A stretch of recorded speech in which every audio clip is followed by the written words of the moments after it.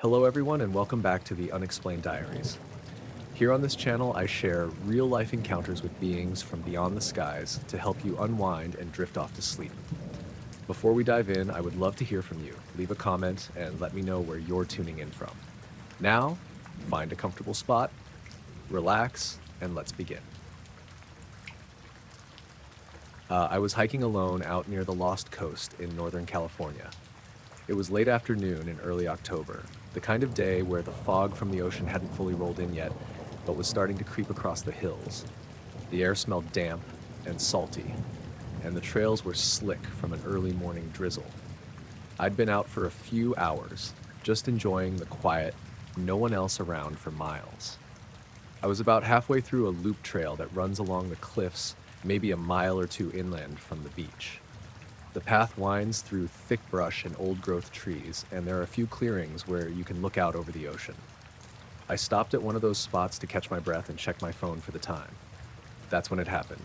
A quick flash of white light, so bright it made me blink. The weird part? There was no thunder, no sound at all. Just this sudden, sharp flash in the sky, right over the ocean.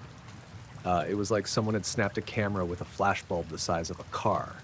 I stood there blinking, expecting some rumble or maybe a plane or helicopter nearby, but there was nothing. The sky had been mostly cloudy, but this flash lit up everything for a split second. It felt wrong. Not like lightning, and not like anything I'd ever seen before.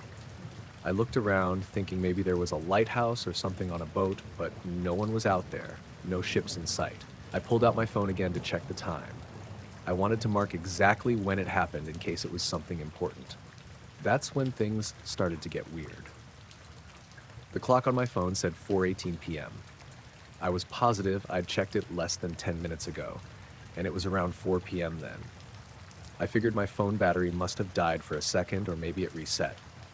So I looked at my watch. Same thing, 4:18. I had no cell signal out there, so I couldn't pull in the time from the network. I was relying on the internal clock, which was usually pretty reliable. I shrugged it off and started walking again, but the feeling in my gut was uneasy. That flash was too bright, too sudden, and now my sense of time felt off. As I kept hiking, I tried to recall what I'd done in the last half hour. I remembered stopping at a fallen log to tie my boot, checking the map on my phone, taking a few sips from my water bottle, but the timeline wasn't adding up. According to the clock, I had lost about 18 minutes somewhere. I kept telling myself I must have spaced out or misread the time before. By the time I got back to my car, about an hour later, maybe a little more, I was still unsettled. I called my girlfriend to tell her what happened, expecting some sympathy, maybe an explanation, but she just laughed. "You got lost in the woods and lost track of time. That's all," she said. "It happens to everyone." I couldn't really argue. I mean, it made sense on the surface, but I felt like something else was going on. That night, I kept checking my phone clock. It never adjusted itself back. It stayed 18 minutes ahead of my watch, which I'd reset to the correct time once I was back in town. Even stranger, the photos I'd taken during the hike had timestamps that matched the incorrect time, 4:18 p.m. and later. I started comparing notes with some hiking forums, hoping someone else had seen the flash or experienced time weirdness in that area. Nothing. Not a single mention. No reports of storms, no satellites passing overhead, no aircraft. Just my weird little glitch. The next day, I went back to the same spot. The fog had thickened. The cliffs looked more menacing under the gray sky. I spent a long time sitting there, trying to shake the feeling that something was watching me from just beyond the tree line. Nothing moved, no animals, no birds, but the silence was almost too complete. I checked the phone again. The clock was still 18 minutes fast. I tried syncing it with the network time, but there was no signal. I looked up at the sky, half expecting that flash to come back, but it didn't. It's been weeks since that day, and I still notice the clock issue every time I look at my phone. I've reset it multiple times, even factory restored it once. Nothing fixes it. It's always 18 minutes ahead, and I'm still waiting to figure out what that flash was, or where those minutes went. People just tell me I lost track of time or that my mind played tricks, but I know what I saw. A bright, silent flash with no explanation. and a clock that refuses to tell the right time. I don't know what to make of it, but I keep thinking about those missing minutes, that like something happened during them that I can't remember.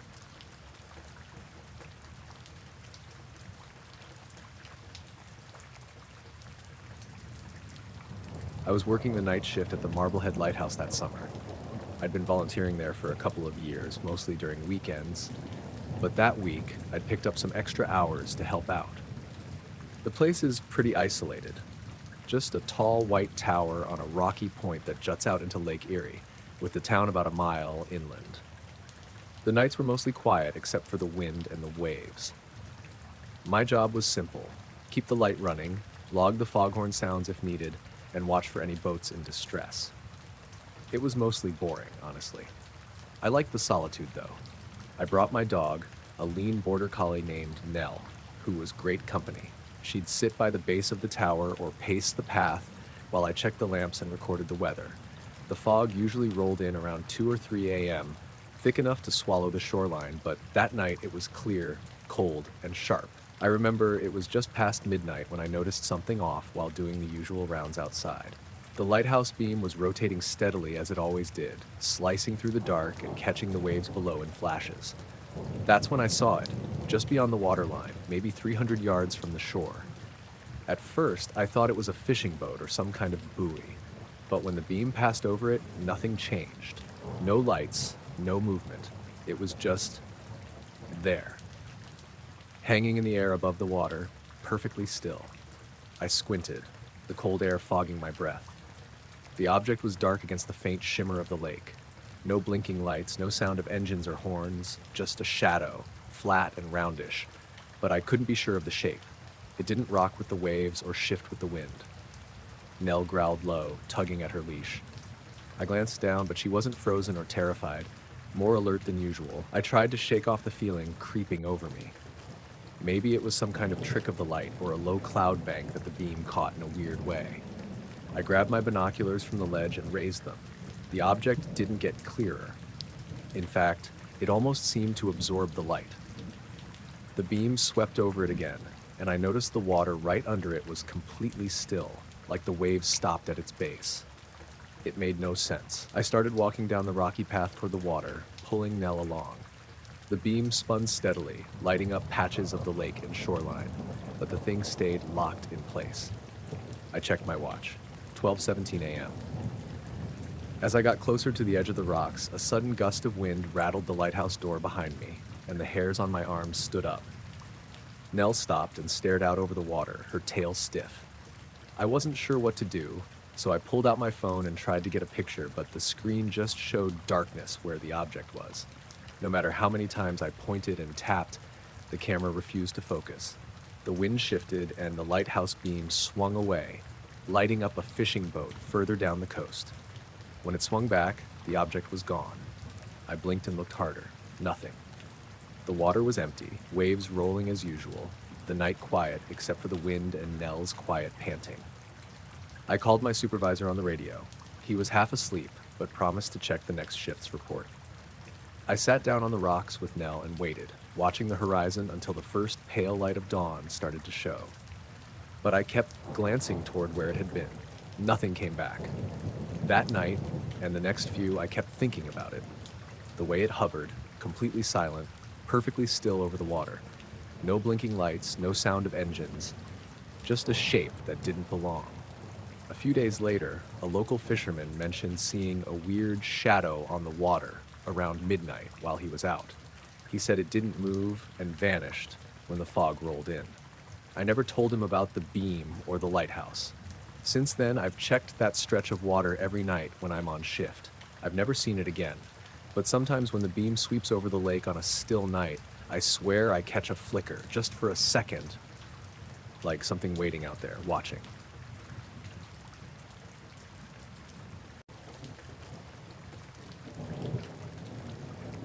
I worked as a night security guard at a corporate campus just outside Spokane. It wasn't a fancy gig, but the hours were decent, and it paid well enough to cover rent.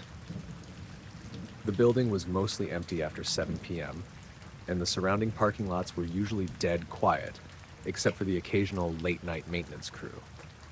The place had a handful of outdoor cameras, mostly to keep an eye on the entrances and the parking lots. Some of them pointed up at the sky, too, though I never thought much about those. I started noticing something weird about the cameras after about 2 weeks on the job. Every night, right at 3:41 a.m. sharp, the footage from the cameras that faced the sky would glitch out, not just a little fuzz or static. The video feed would go completely blank for exactly 17 seconds before snapping back to normal. The glitch never happened on any of the other cameras, only those that pointed upward. At first, I figured it was just some technical glitch. Maybe the cameras were overheating or the wiring was screwy, but the glitch was so precise and consistent, like clockwork. No matter what I did, it always happened at 3:41 a.m., and it was always exactly 17 seconds long.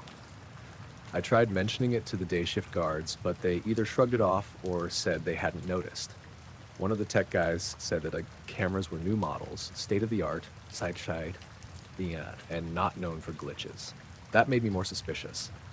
I started setting up a little ritual.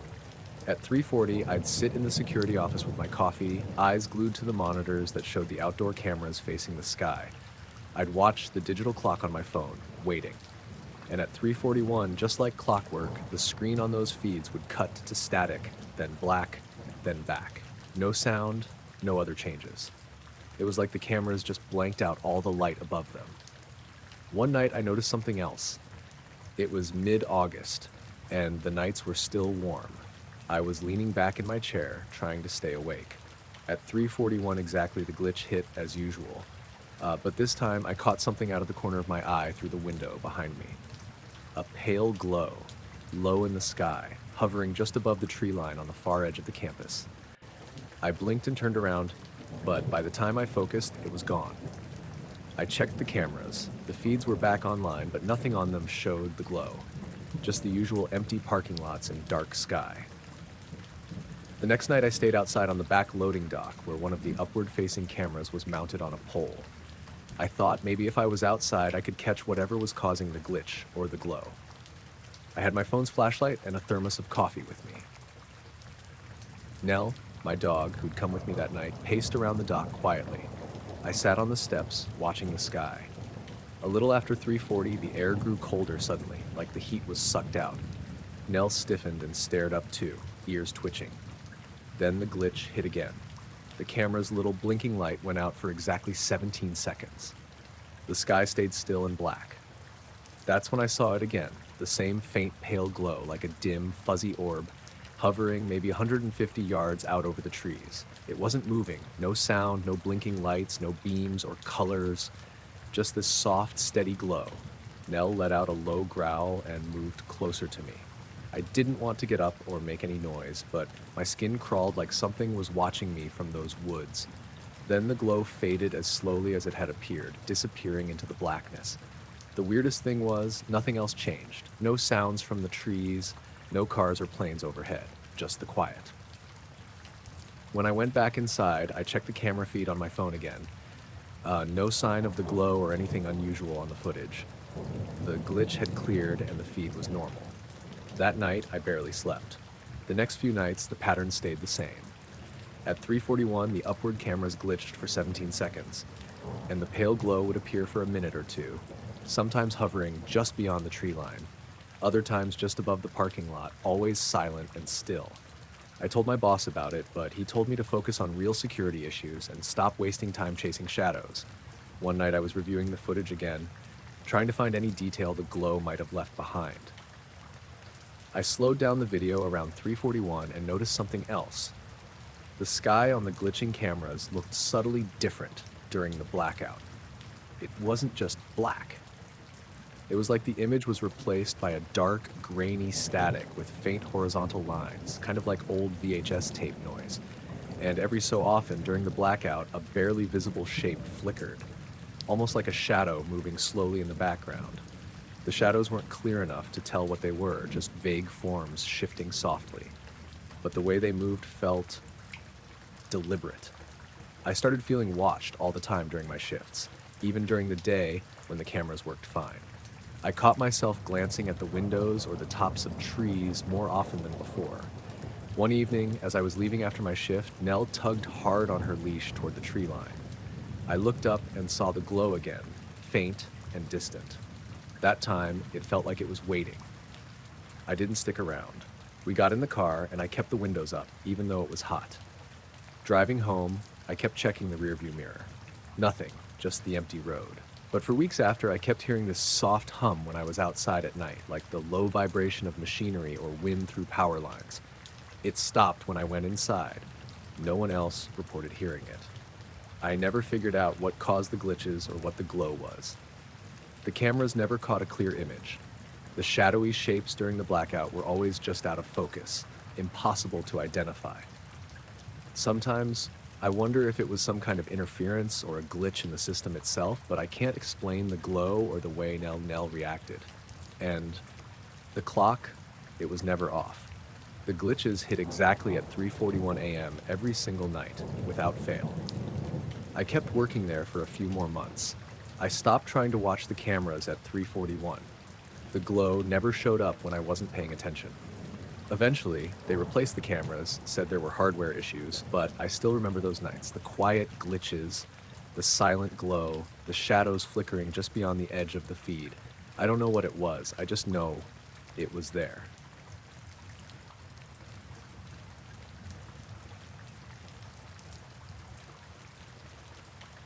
I've camped solo a handful of times before, but nothing like this ever happened. I usually pick spots where I can be mostly alone, away from the usual trails and noisy campers. That weekend, I decided to head out to a little-known section of the Cascade Range in Washington, somewhere I'd only been once before and liked for its quiet and remoteness. The weather was supposed to be cool and dry, maybe a little cloudy, but nothing that ruined the trip. I arrived mid-afternoon on a Friday, lugging my pack and my dog, a rescue mutt named Wren. She's a quiet dog, nothing high energy, which made her a perfect camping companion. The spot I picked was near a small clearing surrounded by firs and cedars, with a little creek babbling a few hundred feet downhill. I set up my tent, spread out my gear on a flat patch nearby, and made sure Wren had water and a place to rest. The first night was normal enough. I cooked some dinner on my camp stove, read a little by flashlight, and settled in early. Wren curled up at my feet, and everything was peaceful except for the usual sounds of the forest. Bugs chirping, wind through the trees, the creek's steady murmur. I woke up in the middle of the night, not to any noise, but just because I couldn't shake the feeling I was being watched. That's not unusual out here, but I looked around with my headlamp anyway. Nothing but shadows and trees. Wren was still curled up beside me, breathing softly. The next morning, I stretched and yawned, then pushed the tent flap aside to get some fresh air, and froze. All my gear was gone. Well, not gone exactly. It was all there, but rearranged, and not just tossed around or moved a few feet. Everything was laid out in a perfect circle around my tent, almost like someone had taken the time to place every item just so. My backpack, my boots, the cooler with food, the water bottles, even Wren's leash and bowl. Everything spaced out evenly, all pointing inward toward the tent like some kind of ritual. I sat there for a minute, blinking, trying to figure out if I was still dreaming or if I'd sleepwalked or something. But my tent was right where I'd set it, stakes still tight in the ground, my sleeping bag inside, untouched. And Wren was standing at the edge of the circle, looking at me like I was nuts. I grabbed my phone and checked the time. 7:03 a.m. No missed calls, no texts, no signal out here anyway. I didn't hear anything during the night, no footsteps or voices. I walked around the circle carefully, trying to find footprints or anything that might explain what happened. The ground was soft in spots, but no prints except mine and Wren's. Nothing else disturbed. I packed everything back inside the tent, feeling my stomach tighten. I double-checked the area, scanning the tree line, the creek, the path I'd taken to the clearing. No sign of anyone. Later that morning, I tried to shrug it off and enjoy the hike I'd planned, but the whole time I kept glancing over my shoulder. Wren stayed close, almost glued to me, which was unusual. She didn't bark or growl, just kept looking uneasy. That day, the weather turned overcast and a cool mist drifted in. It made the forest feel heavier, quieter. I kept hearing odd little noises, something moving just out of sight, branches snapping faintly, but whenever I stopped and looked, nothing was there. The light shifted strangely too. Sometimes patches of the forest looked almost too bright or too dark, like the colors were off.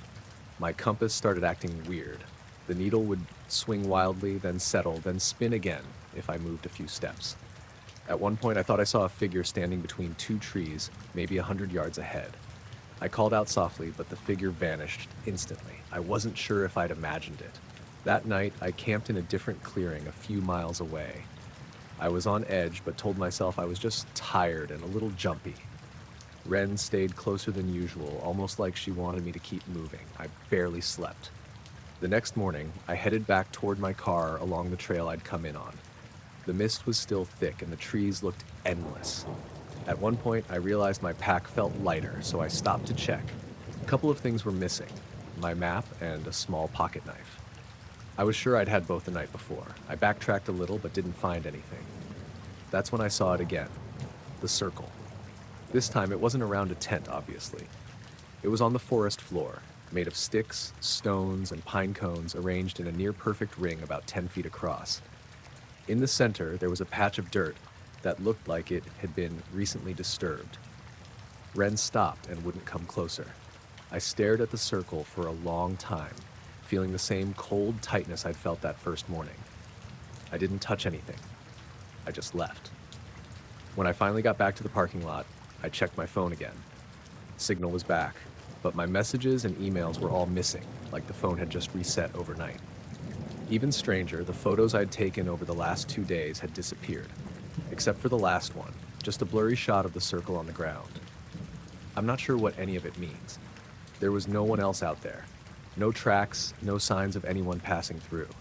Just those circles, one with all my gear, the other made from sticks and stones. And the way Wren acted, like she knew something I didn't. I've camped since, but never alone in that part of the forest. I still get this weird feeling sometimes, like I'm being watched, or that the trees themselves are waiting for something. I don't know if someone else was out there or if it was something else entirely. All I know is that when I woke up that first morning, the circle was real. Everything was rearranged perfectly. And nothing about it made any sense.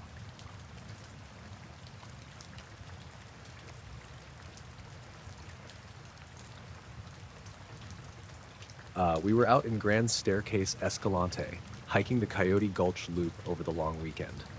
Me and my girlfriend, Elise. It was our third time doing it together. First time in early spring, though. Still chilly at night, but manageable. The days were perfect. Clear skies, mid-60s, dry. Barely saw another soul the whole time. That's why we picked it. We started Friday morning and planned to be out by Sunday night. We brought the basics: 2-person tent, freeze-dried meals, iodine tablets for water, the usual. I also had this old Canon camera I bring on trips like this, not for anything serious, just shots for my own memory. Elise had a notebook she liked to sketch in sometimes. Neither of us had signal past Hole in the Rock Road. Nothing unusual the first day. Hiked down through Crack in the Wall, camped near the bend of the Escalante River, not far from Jacob Hamblin Arch. It was warm enough to sleep without the fly on the tent. The moon was bright, stars were insane. We sat up a while just listening to the water move and watching satellites pass overhead. She pointed one out that looked weird, like it was wobbling, but it turned out to be a plane banking hard, blinking red and white, normal stuff. Second day was when it got weird. We were a few miles past the arch, heading toward Hurricane Wash. Around 3 p.m., we stopped for a late lunch. There was this wide open part of the canyon, tall sandstone walls on both sides, probably 80 feet up.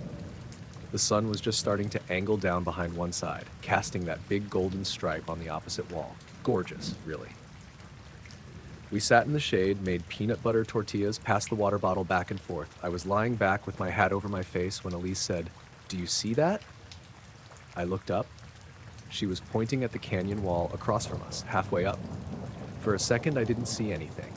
Then I noticed it. This ripple, like a shimmer in the air. It was subtle. Not light exactly, more like the way hot pavement looks in the summer, distorted. But it was moving, slowly, left to right along the rock face. At first, I thought it was just heat coming off the stone, but it was too early in the year for that, and the wall was mostly shaded by then. Plus, it wasn't rising. It was gliding sideways, totally level. We both stood up. The thing was maybe 30 feet wide, hard to say. No outline, no clear edges, just that glassy warping effect like looking through water. It moved smoothly, silently. The distortion changed depending on what was behind it. When it passed over cracks or shadows in the rock, they bent and twisted a little, like someone was pulling them through a lens. We didn't talk for a full minute, just watched it slide along. Then it stopped, just froze there against the rock. No fade out, like no flicker, just motionless. I took a step forward and fumbled for my camera. I got it up, zoomed in a bit, tried to snap a picture. The camera clicked, but the screen stayed black. I checked the battery, full. Tried again, same thing. I switched it to video. It acted like it was recording, but when I played it back, there was nothing but a solid gray frame. Just gray, no image. I checked the lens, clean. Turned the whole thing off and back on, no change. While I was messing with the camera, Elise whispered, "It's changing." I looked up. The shimmer had started to drift again, back the way it came, but slower this time.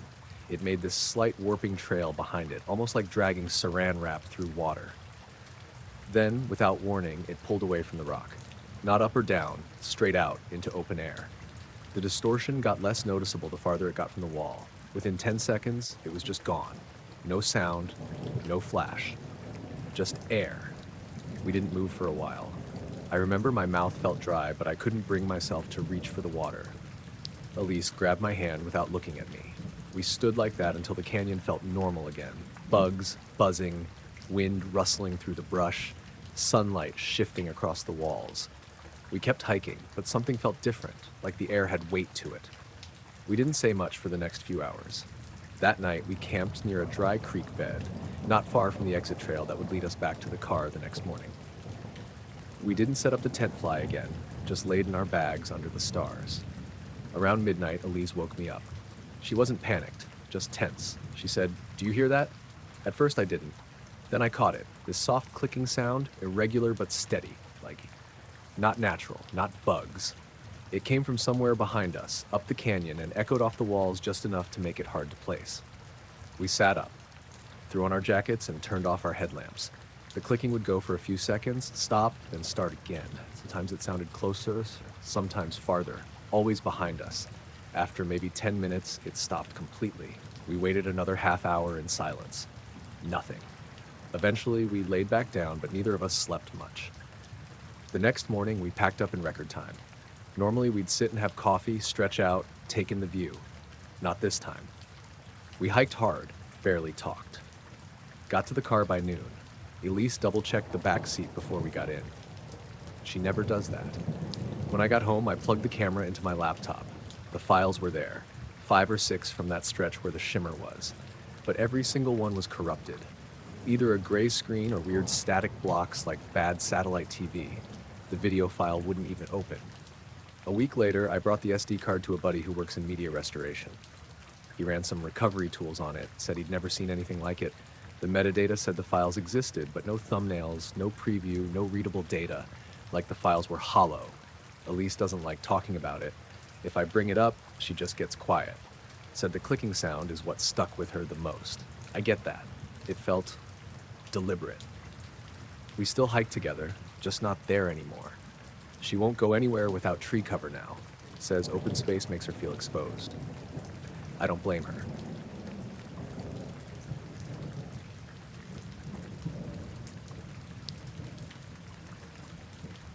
I was flying back from Fallon to Bend in my 1979 Piper Archer, just me and the dog.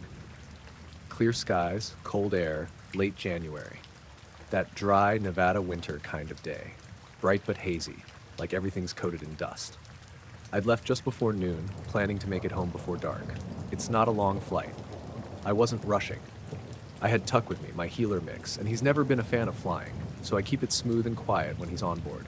He curls up in the passenger seat like it's a punishment.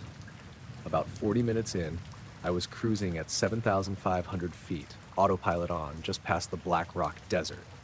That's when I noticed something off at my 10 o'clock, low on the horizon. At first, I figured it was glare, sun bouncing off a distant plane. But the light wasn't pulsing or moving. It just sat there. I adjusted the yoke a little to get a better look. It was maybe a mile out, slightly lower than me.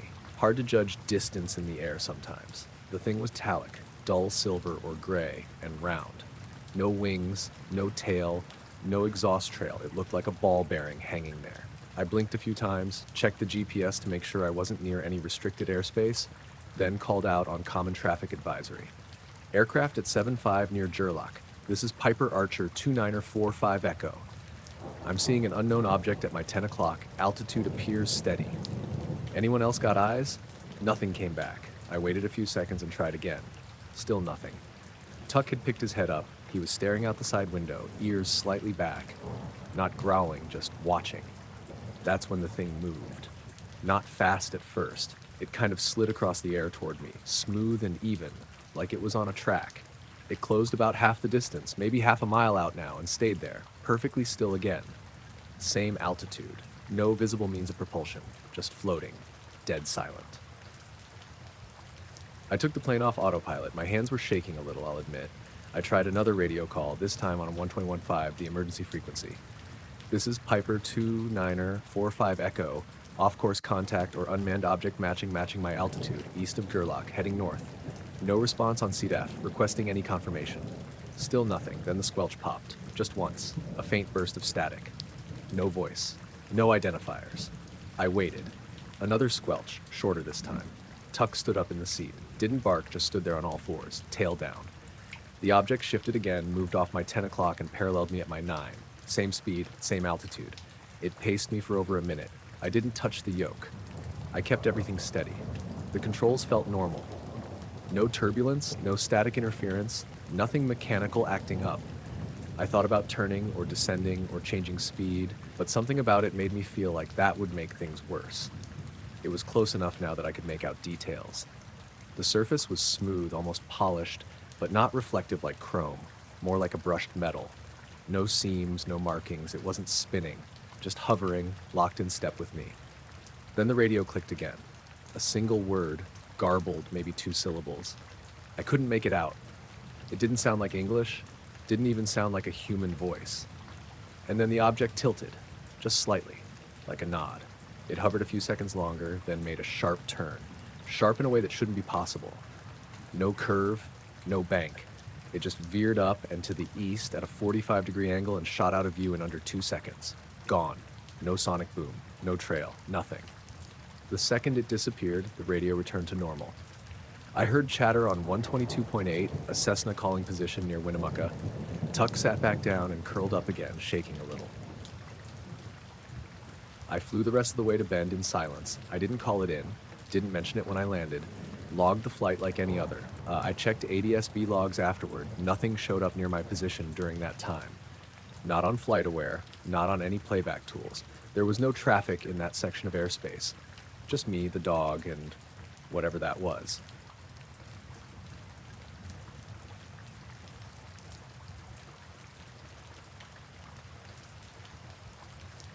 We were out behind Laney's cabin, off the old quarry road near Upper Trask, watching the Perseids. It was one of those hot August nights where even after dark, the air sticks to your skin and the crickets never shut up. We'd set up around 10, me, Laney, her brother Craig, and my friend Micah. 4 fold-out chairs in a circle and a beat-up cooler full of cheap beer. Laney's golden retriever, Pepper, kept weaving between us, panting like she was trying to cool off the whole county. No moon that night, which was perfect for stargazing. We were far enough from town that even the tree line was just a black smear against the sky. You could see the Milky Way stretched out overhead, bright as I'd ever seen it. The first meteor showed up around 10:45. Quick little streak west to east. We cheered like idiots. That's how it went for about an hour. Quiet stretches, then a bright streak, then someone going, "Whoa!" and elbowing the person next to them. It was close to midnight when things got weird. I was leaned back in my chair, neck sore from craning up too long, when I spotted one coming down slow. Like slower than any meteor I'd ever seen. Usually they zip across the sky in a flash, but this one kind of eased into view. Glowing white, maybe a faint greenish tinge, trailing a short tail. At first I thought maybe it was space junk, satellite debris or something, but even that should have moved faster. "Hey," I said, pointing up, "check that one out. Right there, near the dip in Cassiopeia." Craig spotted it next and let out a low whistle. "That's not right." It kept coming down. Not straight, but at a slight angle, like it was gliding. I remember thinking it didn't flicker like a meteor either. It held steady. Then, halfway through its descent, it just stopped. Dead still, hovering maybe 30 or 40 degrees up from the horizon. All of us were silent. Even Pepper froze, ears up, tail stiff. Laney finally said, "It's not moving." "Nope," Micah said. He was the one with the telescope, and even he sounded off. "Meteors don't stop. They burn up, or they crash." We watched it hang there. Bright, round, colorless now. Not twinkling, not fading. I fumbled for my phone to take a video, but by the time I got the camera open, it dimmed, like a dimmer switch turning down, and vanished, not zoomed off, not blinked out, just slowly faded until there was nothing there. We sat for a full minute in complete silence. Even the crickets had gone quiet. Then Pepper started barking, sudden and sharp, and ran to the edge of the clearing. She stopped at the tree line, hackles up, staring into the woods. "Maybe it landed?" Craig said. "No," Laney said. "It didn't go down. It just quit." Pepper wouldn't stop barking. She circled a spot near the woods like she was trying to figure out where a scent went. Her tail was low, twitching, not her usual happy wag. Micah pulled out his scope and aimed it where the light had been, but there was nothing. No movement, just stars. We tried to go back to watching, but it wasn't the same. Every streak of light made us flinch. At one point, Craig muttered, "There's more of them," and everyone tensed up, but it was just a regular meteor that fizzled like normal. Around 1 a.m., the wind picked up out of nowhere. Not a breeze, just a sudden gust like someone turned on a giant fan. It only lasted a second, but it kicked dust off the path and made the trees creak. Pepper bolted back toward the cabin. Didn't wait for us, just turned and ran. We packed up not long after that. Laney didn't say a word, just folded her chair and started walking. Craig and I grabbed the cooler.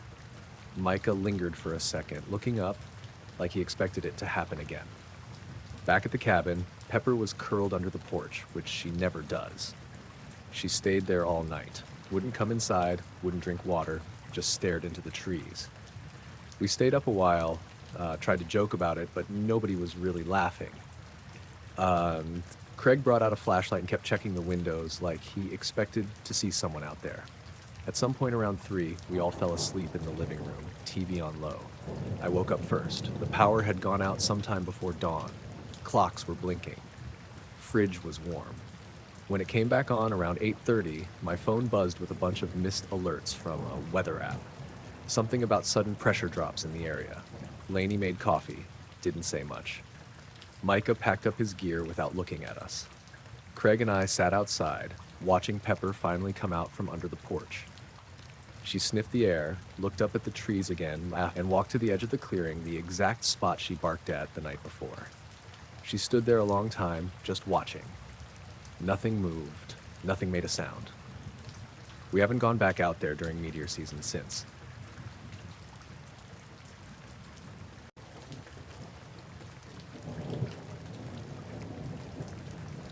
I was hunting in northern Wisconsin, about 20 miles outside Phillips, on my cousin Owen's land.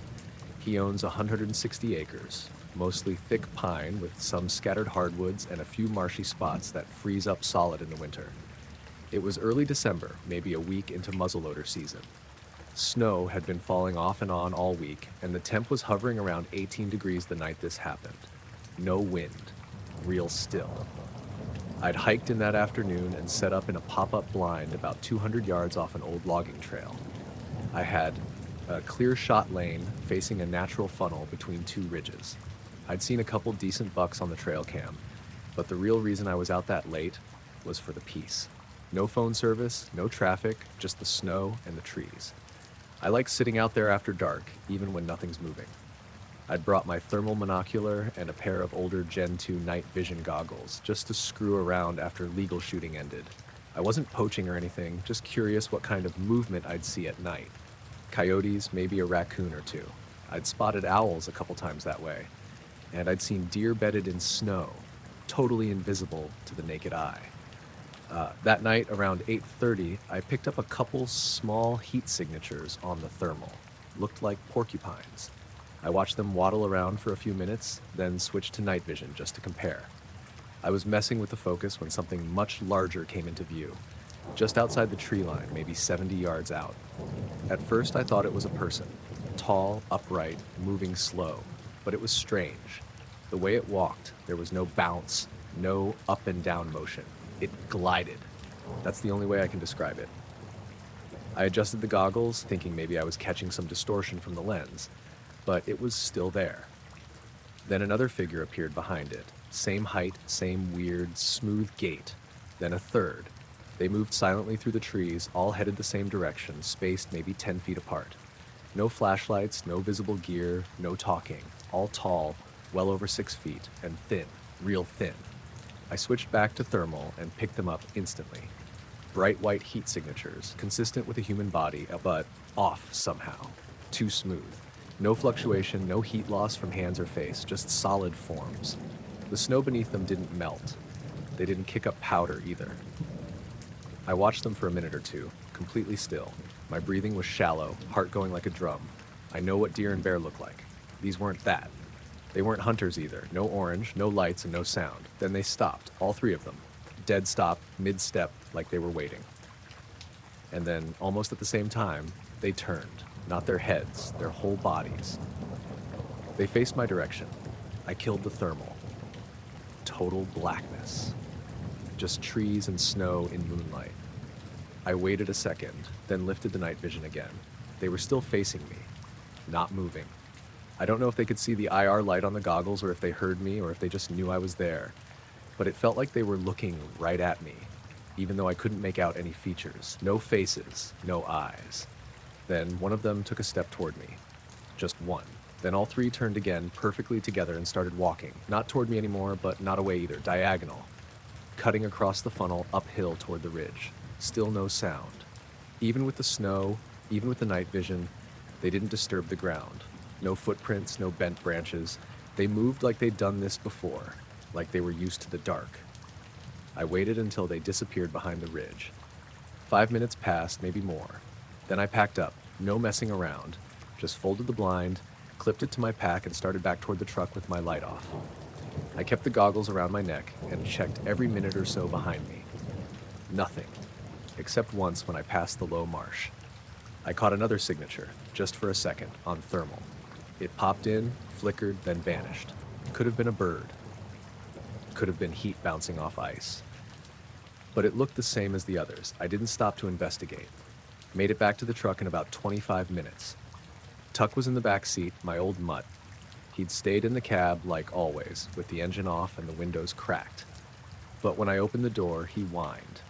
Not his usual bark, not a greeting, just a low whine, tail tucked. He kept looking out the rear window as I drove down the old trail.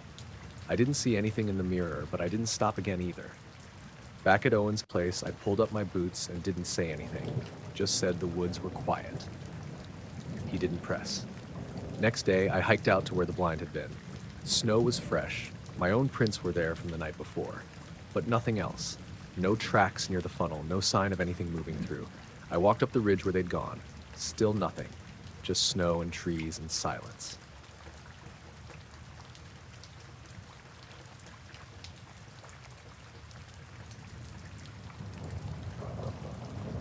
I was driving home late one night on Highway 95, the stretch between the small towns of Dry Creek and Pineville in northern Idaho. It was mid-October, around 11:30 p.m., and the weather was rough. A storm had been rolling through all evening. Heavy winds shaking the trees, occasional gusts rattling the truck, and a steady cold drizzle. I was tired and ready to get home to my dog, a brindle pit named Juno, who was waiting in the back seat for me to finish my shift at the mill. I'd been working overtime for a few weeks, and this night was no different. The roads were mostly empty, just the way I liked it.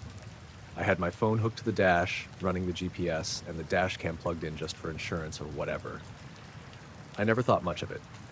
About 15 minutes into the drive, somewhere near this sharp bend by an old rest stop that's been closed for years, I noticed something odd through the rain-spattered windshield.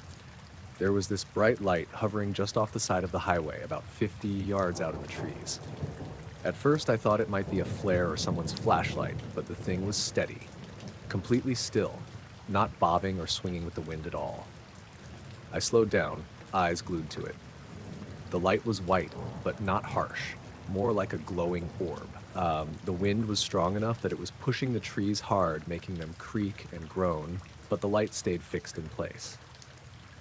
The rain hit the windshield in steady drops, and the road was slick.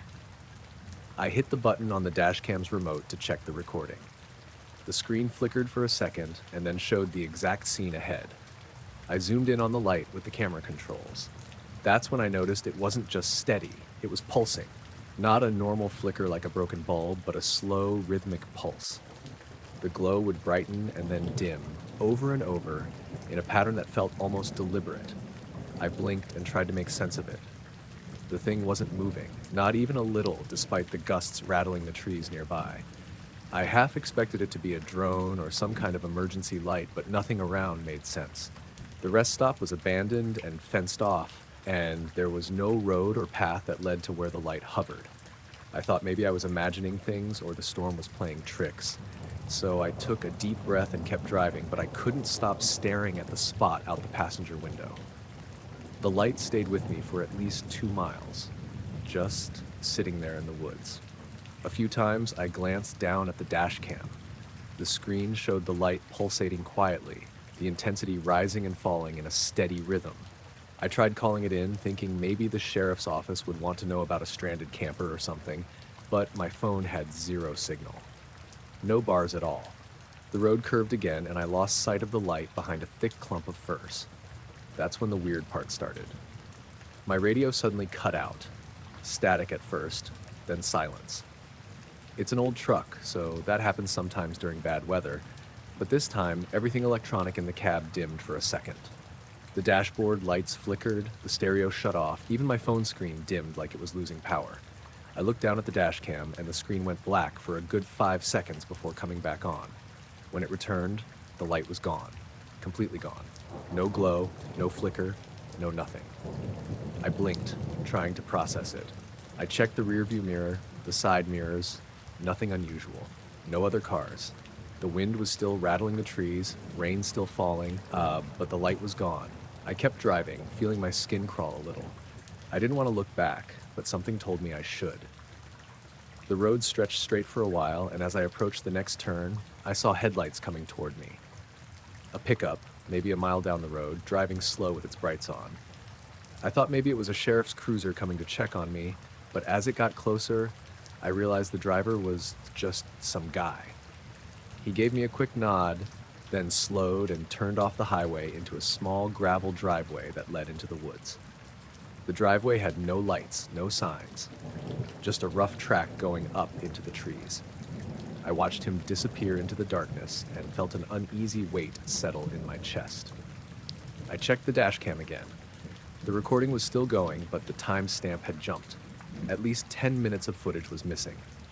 I rolled down the window and turned off the windshield wipers. The rain was lighter now, but the wind still shook the truck. I thought I heard something, a low hum, distant but steady, like a generator or transformer running somewhere far off. Then I noticed my dog, Juno, was growling softly in the back seat. She never growled unless something was wrong.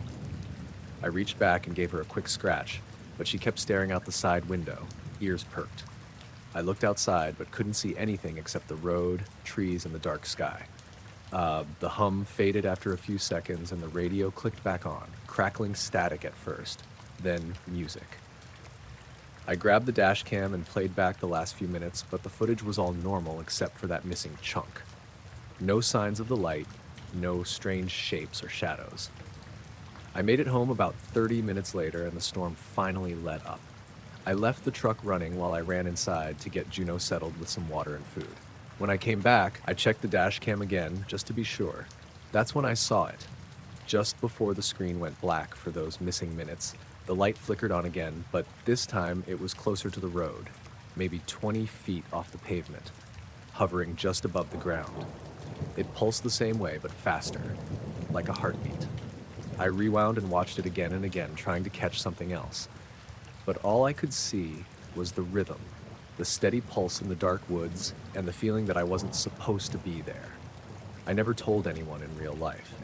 It sounds crazy, I know, but sometimes when I'm driving that stretch, I catch a glimpse of a flicker out the passenger window. The light never stays long and the road is always empty, but Juno's ears perk up like she knows.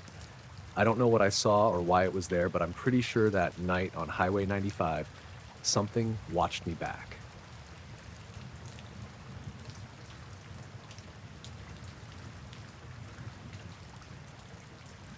I was camping alone up near Marshall Ridge, north end of the state park. I'd been out there a few times before, but this was the first solo trip I'd taken since I moved out of the city. It was early October, not too cold yet, but the nights had started getting crisp, and the place was dead quiet. I was maybe 4 miles off the gravel Forest Service road, tucked into a little clearing I found near a shallow stream. The plan was just a weekend off-grid. Hike, cook over the fire, sleep in the tent, and try not to check my phone every 5 minutes like I was still in my apartment. I had service in and out near the ridge trail, but down in the clearing it was pretty much dead. Which I liked, honestly. At least, I liked it during the day. The first night was normal. I had a fire going, made some beans and rice, and sat watching the trees sway for a while. It was calm, no wind, just a few late crickets and the occasional rustle in the brush that was probably just raccoons or deer. I turned in around 10:30. Nothing weird. It was the second night when things got strange. I had hiked out to this overlook that afternoon and gotten back late, just before dark. My legs were sore, so I didn't bother with a fire. Just made a sandwich and sat in the camp chair, looking up. The stars were insane out there, clearer than I'd ever seen them. Whole Milky Way just spilling across the sky. I'm no astronomy nerd, but I like looking up, trying to pick out satellites, stuff like that. Around 9:45, I spotted what I assumed was one. A small, steady light moving slowly west to east, like a typical satellite. Nothing flashy, just a white dot inching across. I watched it for maybe a minute, thinking about how far away it must be. Then it stopped. Dead still, like someone hit pause on it. Not a flicker, not a fade, it just stopped mid-sky, perfectly still. I thought maybe it was an illusion or something with my eyes, but I kept watching. After maybe 30 seconds, I stood up trying to line it up against the trees to make sure it wasn't just barely moving. But it wasn't. It didn't budge. I probably stood there staring for 3 or 4 minutes. Then it started getting weird. It started to flicker, just a little. The light pulsed faintly, almost like it was twinkling, but in a pattern. 2 quick flashes, then a pause, then one longer one. Over and over. It wasn't random. The spacing between pulses was consistent. And then, just as I was trying to convince myself it was maybe a drone or some kind of satellite signal flare thing, it shot straight up. Not at an angle, directly upward. Fast. Like faster than anything I've seen move in the sky. There was no trail, no noise, no fade out. It just became a thinner and thinner point until it disappeared. I stood there a long time. My sandwich was still sitting on the armrest, untouched. I didn't feel scared, exactly, just disconnected. Like my brain was trying to file it under normal stuff, and none of the drawers fit. I didn't sleep much that night. Every sound outside the tent felt closer than it probably was. A twig snap made me sit up at one point, heart going like crazy. Nothing came near the tent though, no animals, no footsteps.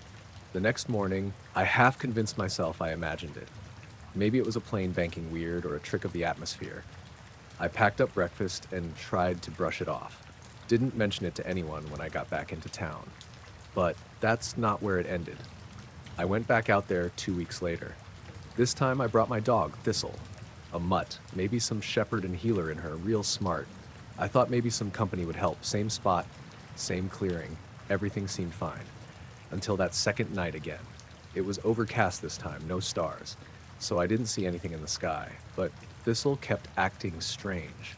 Around 8:30, she started whining near the edge of camp, facing the tree line. I thought maybe she smelled a coyote or something, but she wouldn't stop. Ears back, tail down, not growling, just low whining, like she was nervous. I clipped her to the lead I'd tied around a pine and tried to calm her, but she kept looking toward the trees. Just one patch of them, maybe 10 yards off. I shined my flashlight that way. Nothing. No eye shine, no movement, but she wouldn't stop. Eventually, she curled up under my chair, still facing the same direction. Her whole body was tense. I went to bed early that night. I was tired and didn't feel like sitting out in the dark with her freaked out like that. I zipped the tent, brought her inside with me, and tried to sleep. Sometime after midnight, I woke up sweating. It wasn't hot out, but the air inside the tent felt heavy. Thistle was sitting upright next to me, ears perked, completely silent. I didn't hear anything at first, but then I realized it was quiet. Too quiet. No bugs, no rustling. Just absolute stillness, like someone had hit mute on the whole forest. Then I heard the faintest hum, not a mechanical buzz, not like an engine. It was more like a deep tone you feel in your chest, not your ears. Real low and soft, but steady.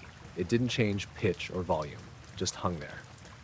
I unzipped the tent and stuck my head out. The woods looked normal. It was dark, no wind, no light at all. But the hum was stronger outside. Not loud, just present. Like it was coming from everywhere and nowhere at once. I didn't sleep after that. The hum stopped maybe 20 minutes later, and then the forest came back to life. Crickets, a breeze, distant owl. Thistle finally laid back down but kept facing the tent flap. When I packed up the next morning, I noticed something that made me stop cold. Out in the clearing, maybe 6 feet from where I'd pitched the tent, the grass was flattened into a perfect circle. Not matted like from someone stepping around, but pressed evenly like it had been rolled. Maybe 4 feet across. Every blade of grass bent the same direction, like a spiral. No burn marks, no ash, just flat, perfect grass. I walked around and found 2 more, smaller ones, maybe 2 feet across each. One was behind a tree, and the other was almost up against a rock near the stream. They weren't in a line, exactly, but they weren't random either. It was like they'd been placed with intention. I didn't take pictures. I don't really know why. Maybe because part of me didn't want any proof. Maybe because it didn't feel like something that wanted to be documented. I haven't camped there again.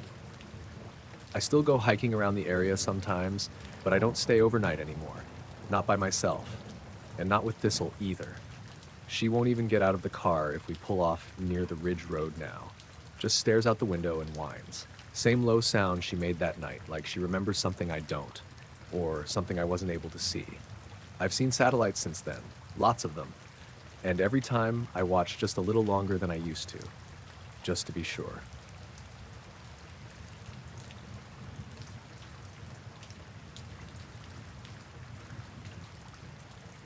I was coming back from my cousin's place in Cedar Bluff. He lives out there near the Tennessee border, middle of nowhere, just woods and winding roads. I'd stayed later than I planned, talking in his driveway while his kids ran around chasing fireflies. It was close to 11 when I finally left. The weather was clear, one of those cool early October nights when the air smells like leaves and wood smoke. I took Highway 64 most of the way, then veered off onto back roads to shave off 20 minutes. I've made that drive dozens of times. That stretch near Lake Burton is pitch black at night, no streetlights, barely any traffic. I wasn't tired, but I wasn't paying much attention either. Just driving with the windows cracked and the radio low. I remember the DJ announcing some local event, and then right in the middle of her sentence, the signal just stopped. Not fuzzed out or cut to static, just gone. Dead silence, like the radio had powered off, but it hadn't. I glanced down, thought maybe the volume knob got bumped or the station dropped out, but everything looked normal. Just no sound. A few seconds later, I noticed the trees along the side of the road looked strange. Lit up, kind of, but not like headlights.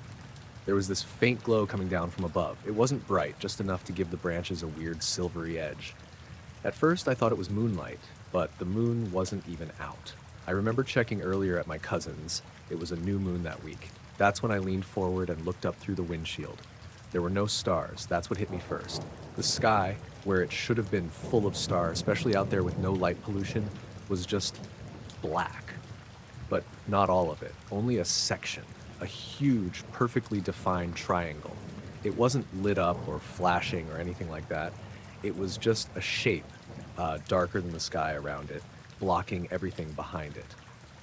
It was massive. I couldn't see the edges at first because the windshield was too small, so I leaned forward and craned my neck trying to take it all in. It stretched out over the road and into the trees on either side. At least the size of a football field, probably bigger. Just hovering above me, maybe 200 or 300 feet up. And it wasn't moving fast. It was gliding, slow and smooth, like a balloon in still air. Completely silent. No hum, no wind, nothing. The kind of silence that feels wrong, like it should be making noise just from the size of it. I pulled over without even realizing I was doing it. My truck idled on the shoulder while I sat there, door cracked open, just staring up at this thing as it passed directly over me. The glow was faint but steady, like soft white light coming from the edges underneath. Not beams, just a low, even glow. I remember the air felt heavy, not hot, just thick. I could hear my own breathing louder than usual. Luna, my dog, was in the back seat. She started whining when I stopped the truck.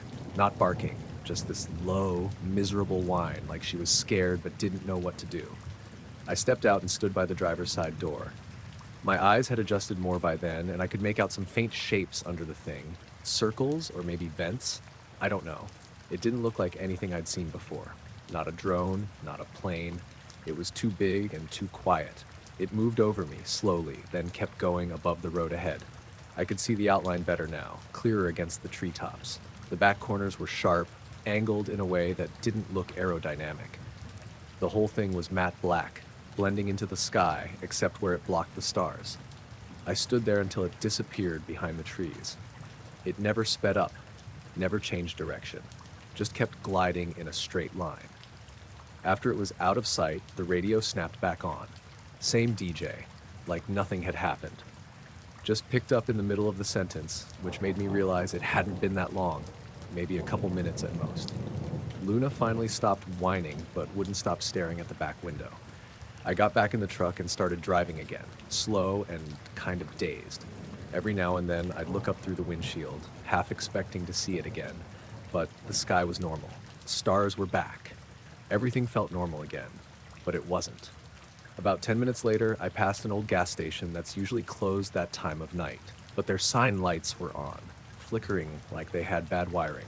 The pumps were dark, no cars, no one around, just those buzzing lights stuttering against the dark. I didn't stop. When I got home, I didn't tell anyone. Not that night. I let Luna out in the yard, and she just sat on the porch staring up at the trees. She didn't even sniff around like usual. The next day, I walked out to the truck and noticed this thin layer of grayish dust on the windshield, just on the glass, not on the hood or roof. I wiped a finger through it, and it left a streak like soot or ash. No fires around, no reason it should have been there.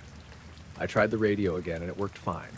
Nothing wrong with the reception. Same station came in clear. I haven't seen anything like that again, and I've taken that road plenty of times since. But every time I pass that same stretch, I roll the windows up and keep my eyes on the road. And Luna still whines when we get near it.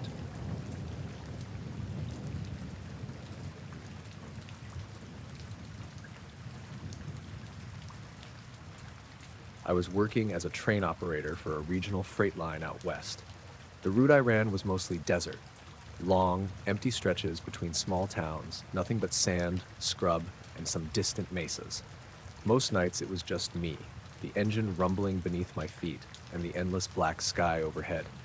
The kind of job where you get used to being alone with nothing but the radio crackling and the steady clack of wheels on rails. This happened in early April.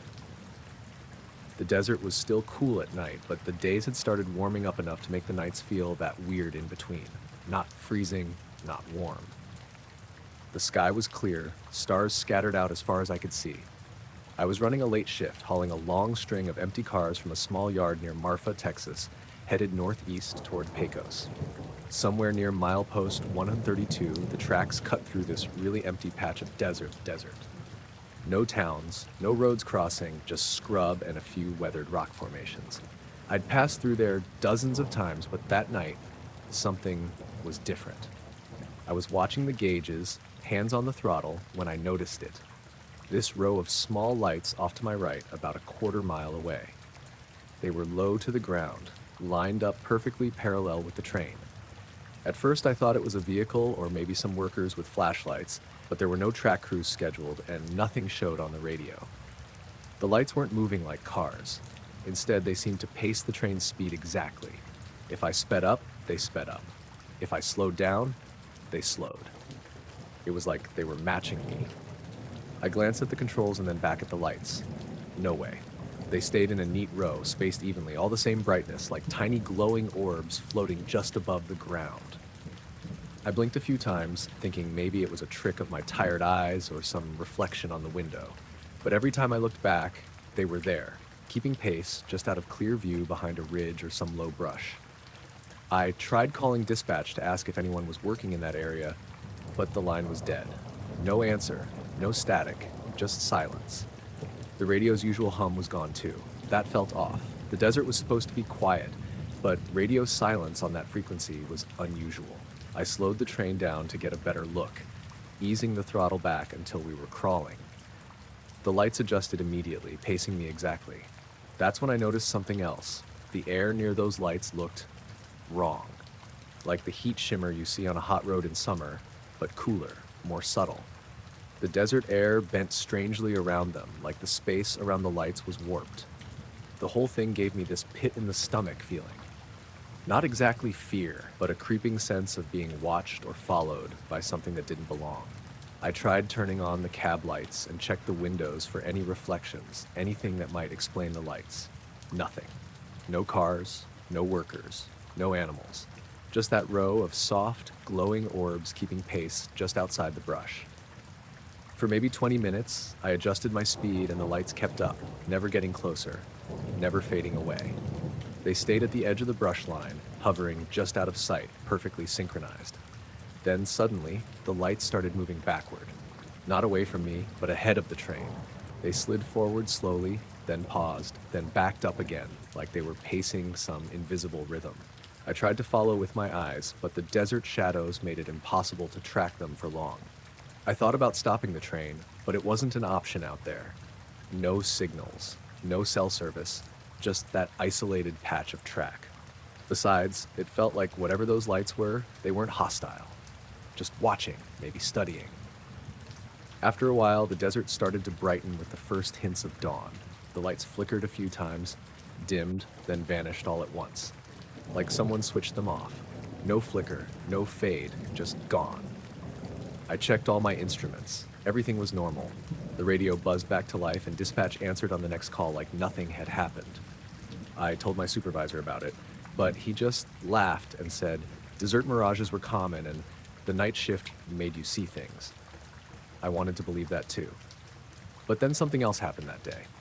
Later, when I was at the yard unloading, a coworker mentioned strange power fluctuations near milepost 132, some kind of glitch with the signal relays that had no clear cause. The timing matched exactly with when I'd seen the lights. I couldn't explain it. The lights didn't behave like anything mechanical or natural. They moved with a kind of precision that didn't make sense, and the weird shimmer around them, it felt like something bending reality. I've run that route dozens of times since, and the lights never showed up again. But sometimes when I'm alone on the desert stretch, I swear I catch faint glimmers out the window, just on the edge of sight. I don't know what they were. Never found a rational explanation. Just something out there pacing the train, watching, perfectly timed and perfectly silent.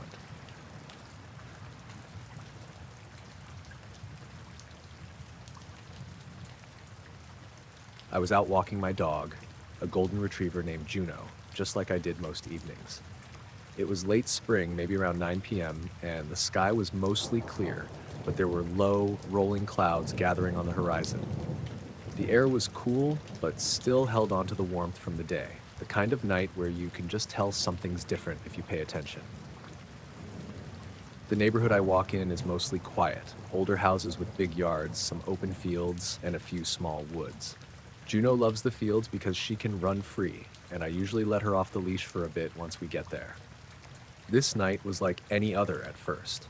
I let her loose and she bounded ahead, sniffing everything and wagging her tail like she owned the place. After a while, I noticed a strange light over one of the fields about a quarter-mile away. It wasn't like a flashlight or a car, no blinking or moving in a way that made sense, just a steady, glowing orb, maybe about the size of a basketball. It hovered silently a few feet above the tall grass, casting this soft, pale light over the field. I called Juno back and squinted toward the orb. It didn't seem to have a source like a streetlight or a drone. It was just there. I didn't feel like it was dangerous, but I also felt this weird pull, like I was being watched or drawn to it. I started walking closer, careful not to spook Juno. She trotted alongside me, occasionally looking up at the light. The orb didn't move, just stayed suspended. But as I got nearer, maybe 20 feet away, it started to rise slowly, like it was aware I was approaching. I stopped, my heart ticking up a little, but I didn't want to run or freak out. The light got higher and higher, moving straight up into the clouds that had thickened overhead. There was no sound, no change in the air, no wind stirring the grass below. Just the orb climbing slowly and disappearing into the mist. I stood there for a moment, just watching until the orb was completely gone. Juno sat next to me, calm as ever, wagging her tail like nothing had happened. I told a few people about it later, but no one really believed me. There wasn't anything on the news, no reports of drones or anything unusual that night. I don't know what the orb was or why it was there. But every time I walk through that field now, I can't shake the feeling that something's still watching, waiting for me to come back.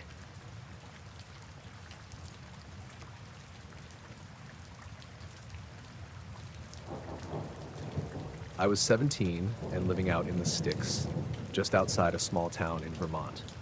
Our house sat at the edge of this sprawling patch of woods that my friends and I had been exploring since we were kids, mostly just messing around, building forts, throwing sticks in the creek, that kind of thing.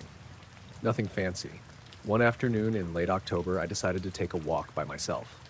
It was getting toward dusk, around 5 p.m., and the light was fading faster than I expected. The sky was cloudy and low, with a damp chill in the air from an earlier rain. Leaves were wet and soggy underfoot, brown and orange and yellow mashed together. I'd wandered deeper than usual, heading toward this little clearing I hadn't seen much before. It was just off the trail, about a quarter-mile from the house, where the woods opened up to some old dead trees and a patch of mossy ground. That's when I noticed something weird. Right by a cluster of tree roots, there was this object lying half buried in the dirt and dead leaves. At first I thought it might be some old trash or a can, but the shape caught my eye. Smooth and metallic, almost like polished steel. It was about the size of a softball, maybe a little bigger, and it looked like it had been burned. The surface was blackened in places, but not rough or jagged, more like it had been scorched clean. I knelt down and touched it. It was surprisingly warm, which didn't make sense because the air was cold and it hadn't been sunny. The warmth was steady, like something running under the surface. I brushed the dirt off carefully and tried to pick it up. It was heavier than it looked. Much heavier. Like a solid chunk of metal, dense and compact. I stared at it for a minute, trying to figure out what the hell it was. It wasn't anything I'd ever seen before, not in the woods or anywhere else. No wires, no markings, no dents or scratches that looked man-made. Just smooth and dark and heavy. I pocketed it, mostly out of curiosity. I didn't really want to bring it inside, but I figured I'd show my friend Jamie later. He was the kind of guy who liked weird stuff, aliens, conspiracies, that sort of thing, and I knew he'd be interested. On the way home, I kept glancing back over my shoulder, feeling a little on edge. Nothing was there, but the woods seemed quieter than usual. No birds, no wind in the trees, just this stillness that felt wrong. That night, I couldn't stop thinking about the object. I sat on my bed and turned it over in my hands. The warmth was still there, faint but real. I tried to rub off any dirt or stains, but the surface just looked darker in the light, like it was absorbing it. I wondered if it was some kind of meteorite or a piece of junk from a plane crash, but nothing made sense. The next day, Jamie and I headed back to the clearing. It was overcast again, gray and chilly, and the wind was just enough to make the leaves rustle. I pulled the object out of my pocket to show him. But when we got there, where I'd left it, buried under the leaves, it was gone. At first, I thought maybe I dropped it on the way or mixed up the spot. We looked all over the clearing and the surrounding ground, poking through the leaves and moss. No sign of it. Not even a scratch or a dent in the dirt where it might have been buried. Jamie joked that maybe someone else found it and took it, but that didn't sit right with me. There's no real foot traffic back there, and it's not the kind of place people just stumble on by accident. Plus, the object was heavy, awkward to carry without making noise. We spent maybe an hour searching, but it was pointless. The woods felt different that day, like the air was thicker, and I kept feeling like we were being watched. Jamie said it was just the wind and shadows, but I wasn't convinced. Later, when I got home, I checked my pockets. There was this strange faint smell on my hands, like burnt metal mixed with wet earth, but the object was definitely gone. Over the next few days, I kept thinking about it. Sometimes when I was outside near the woods, I'd catch glimpses of light flickering through the trees. Not like headlights or flashlights, but these tiny pulses, almost too quick to see clearly. No sound, just light. One night, I woke up around 3 a.m. and heard this faint humming outside. It wasn't loud or steady, more like a low buzz that would rise and fall like it was coming from somewhere deep in the woods. I stared out my bedroom window for a while, but I didn't see anything. I told Jamie about the humming, and he said it might have been some kind of animal or a machine nearby, but again, it didn't add up. There's nothing but trees for miles. The weirdest part was that I started having these strange moments during the day where I'd suddenly lose track of time. Just a few seconds or a minute, but enough to feel disoriented. Like I was blinking and the world skipped forward. It never lasted long, but it happened more than once, usually when I was near the woods or thinking about the object. I didn't mention that to anyone else. I wasn't sure if I was imagining it or just tired. One afternoon, about a week after we lost the object, I went back to the clearing alone. The sky was cloudy again, and the ground was damp from rain that had started earlier. I walked slowly, stepping carefully over roots and stones, trying to see if maybe the object had been dropped or hidden nearby. That's when I noticed something else, this weird pattern in the dirt near the spot where I found the object. It looked like a circle, roughly 2 feet across, pressed into the earth. The leaves and grass around it were flattened, but not like someone sat there or walked through. It was smooth and precise, like something had been set down and spun or pressed evenly. I didn't touch it, just stood there staring. The circle wasn't there before, at least not that I'd noticed. It looked out of place, like the woods had been disturbed in a way that didn't fit with natural movement. I got the feeling again, that creeping unease, like something unseen was just beyond the trees watching me. I looked over my shoulder and saw nothing, but the hair on the back of my neck stood up. I left the clearing fast and didn't go back for a while. Since then, I've kept an eye on the woods from my window and when I walk Juneau, but I haven't seen the object or the circle again. Sometimes when the wind shifts just right, I catch that burnt metal smell again. Faint, like a ghost of that day. I still don't know what I found or where it went. It wasn't just some piece of junk, and it definitely wasn't natural. The whole thing feels like a half-remembered dream or something just beyond understanding. All I know is that part of those woods changed for me, and I can't shake the feeling that whatever left that object behind is still out there, waiting.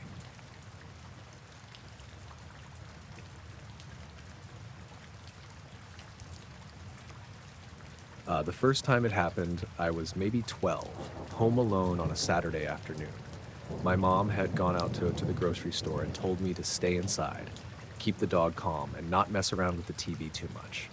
Our house was the last one on a quiet cul-de-sac in a sleepy suburb. Nothing flashy, but not creepy either. Just your regular 3-bedroom with a tiny backyard and a tall fence that blocked most of the neighbors' view. I was sprawled on the couch watching cartoons with Jib, my terrier mix, curled up next to me. Jib wasn't a big dog. He was scrappy and had this weird patchy coat, like someone had tried to give him a haircut and stopped halfway. I'd had him since I was 8, and he was good company, especially when my mom wasn't around. The TV was an old CRT, bulky and scratched with those weird curved edges, and the channel was one of those late morning cartoon blocks. The show was loud, colorful, full of silly voices. I was half paying attention, mostly just zoning out after a rough week at school. Then, out of nowhere, the screen flickered. Not like your typical TV glitch or the kind where the picture drops out for a second. It was more like the whole image shuddered, like a camera lens closing and opening again. I blinked and looked closer, and suddenly the picture wasn't the cartoon anymore. It was the backyard. Just our backyard. The grass, the fence, the small maple tree near the corner. I could even see Jib lying on the patio stones, exactly where he was a few seconds ago. The image was grainy, like a cheap security camera feed. It stayed like that for maybe 5 or 6 seconds. Then the TV flickered again, and the cartoon came back on like nothing happened. I sat frozen, not sure if I'd imagined it.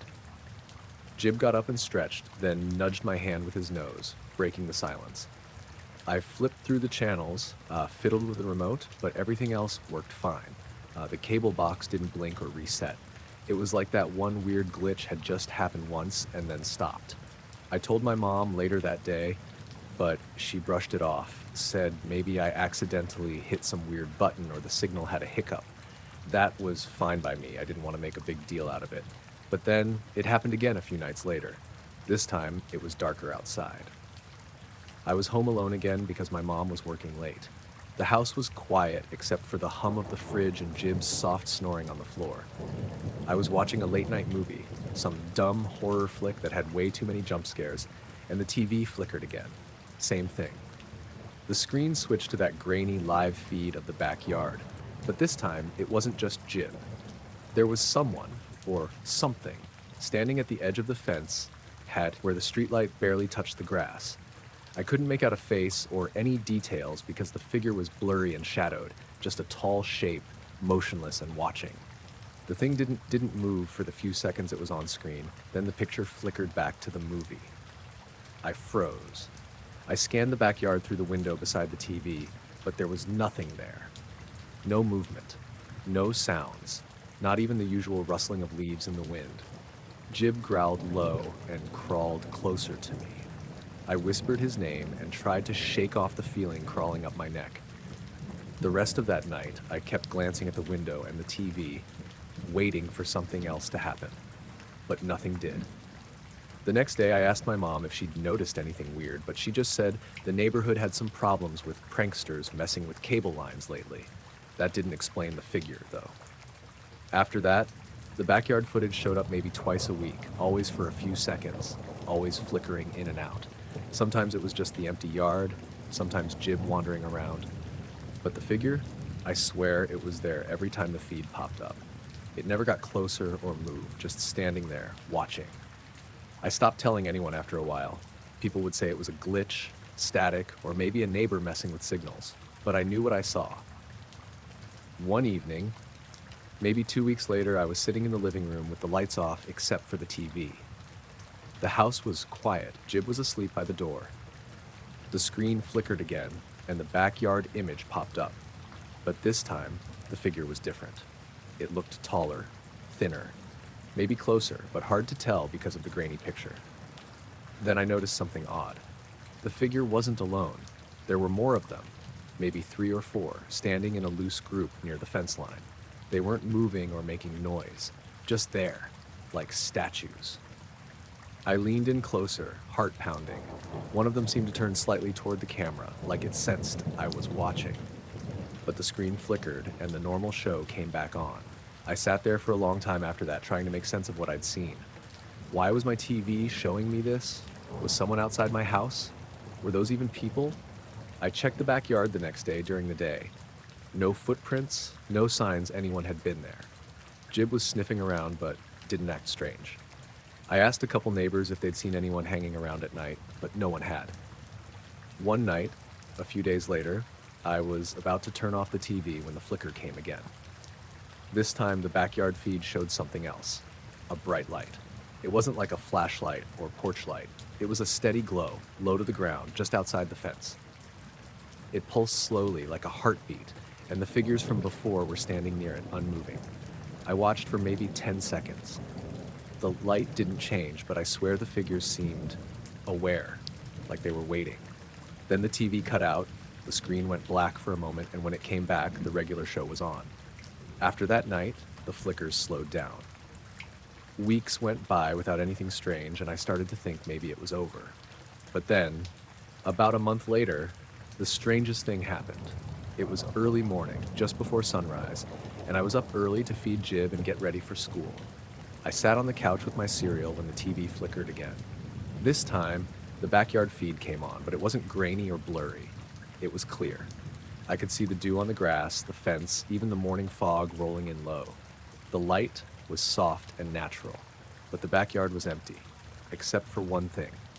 Jib was out there, standing perfectly still in the center of the yard, staring directly at the camera. His tail was down, ears forward, tense.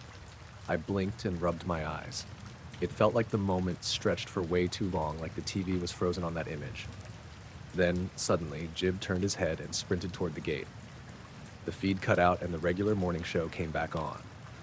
I ran to the window and looked out. Jib was inside, lying by the door like nothing had happened.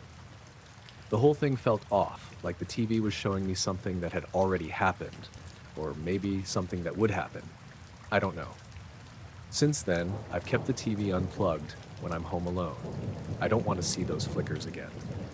Jib seems fine, but sometimes at night, I catch him staring out the window for no reason.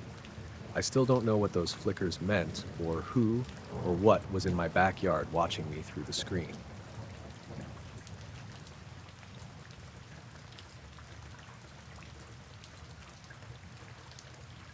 The lights showed up about 20 minutes after the house went dark. I was in the kitchen, still holding the match I'd used to light a candle when every appliance clicked off at once. The refrigerator hummed, the heater blower, even the little clock on the microwave. The storm that had been threatening all afternoon never materialized, so the outage felt random, almost like the grid just shrugged and quit. Outside, the woods behind my place were the blackest I'd ever seen them. No moon, no glow from neighboring farms, just walls of cedar and fir pressing in on three sides. I live at the end of a dirt road outside Wilson Creek, Washington, population maybe 300 on a holiday weekend, so when power goes, it can be hours before anyone notices. My dog, Cedar, trotted in from the mudroom, toenails ticking on the linoleum. She looked up at me, waiting for a cue. I set the candle on the table and pulled my phone. No reception. Figures. I grabbed the flashlight from the drawer, clicked it on, and stepped onto the back deck to see if the cutoff was only my fuse box. The beam hit the yard in a tight circle. Grass already silvered with frost, and died at the tree line 30 yards away. Dead quiet. No wind, no engines on the highway 5 miles north, not even an owl. Cedar sniffed the air, head tilted.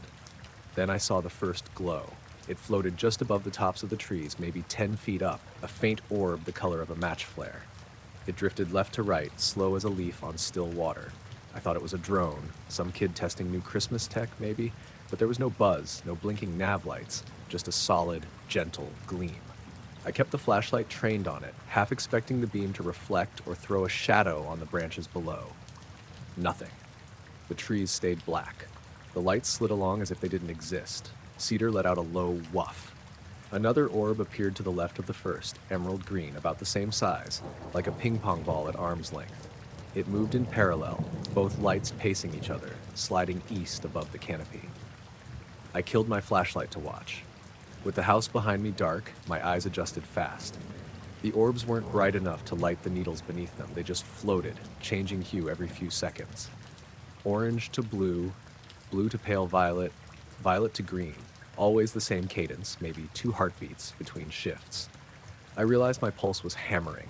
Everything in me said, grab a camera, but another part didn't want to break the moment. The lights slowed, aligned vertically, one directly over the other, then split apart, each drifting a different direction. They traced graceful arcs, meeting again, separating like silent fireflies performing some prearranged pattern. I whispered, "What are you?" It felt stupid the second it left my mouth, but the word just slipped out. The topmost orb flared white, only for an instant, but bright enough to silhouette the tree crowns. Still no shadows on the ground. Cedar yelped and backed against my leg. The white faded to red, then the light steadied, hovering. A third orb drifted into view from behind the stand of cedars. This one was larger, deeper gold than the others, and it moved with purpose, sliding straight toward the 2 smaller ones. They wheeled out of its path, then fell into a triangle formation, points equidistant, glowing soft and steady. The colors now cycled in unison, each orb phasing through the same palette at the same instant. The hairs along my arms lifted. The air felt charged, like the moment before a lightning strike, but the night stayed silent. Even Cedar quit whining. She just pressed her side to my knee and stared. I glanced back at the house. Every window was a black rectangle. I wondered if the lights looked as obvious from the front road or if they were meant only for me. The thought felt crazy, and yet the question lodged hard in my head. I took a step forward. The deck board creaked. Instantly, the orbs swung to face me, if you can call it that. No lenses, no fronts or backs, yet I felt their attention snap in my direction. A pulse went through all three. Blue, then white, then darkness. For a breathless second, I thought they had vanished, but a faint outline remained, translucent spheres barely brighter than the sky. Then the largest orb did something the others didn't. It dropped, just a yard or two, paused, and pulsed a muted amber. The glow spread out like ripples in water, expanding until it passed over the smaller lights. When it reached the treetops, every needle it touched seemed to shimmer, as if seen through heat mirage. The effect lasted maybe 3 seconds. I reached for my phone again, but my fingers felt numb. The screen stayed dark. Dead battery? No, I'd had 80% before the power cut. The button didn't even produce the low battery icon. The triangle flexed, edges stretching, contracting, as though the space between the lights was elastic. Then, without warning, the two smaller orbs shot laterally, skimming the tree line in opposite directions. They didn't accelerate so much as shift positions instantaneously, reappearing 50 yards apart with no blur of motion. The larger orb remained center, steady. Cedar barked once, sharp. The instant the sound rang out, the big orb brightened to a hot white. For the first time, I felt heat on my face, a gentle warmth like standing close to a campfire. The light wasn't blinding, but I had to squint, and then they left. Not forward, not sideways, up. Perfectly vertical ascents. The smaller orbs rose first, straight lines, no arcing, accelerating so fast I lost them in 3 seconds. The large ones stayed an extra heartbeat, flickered violet, and zipped upward after them, shrinking to a pinpoint against the stars before vanishing. The yard plunged back into full darkness. My eyes scrambled for any afterimage.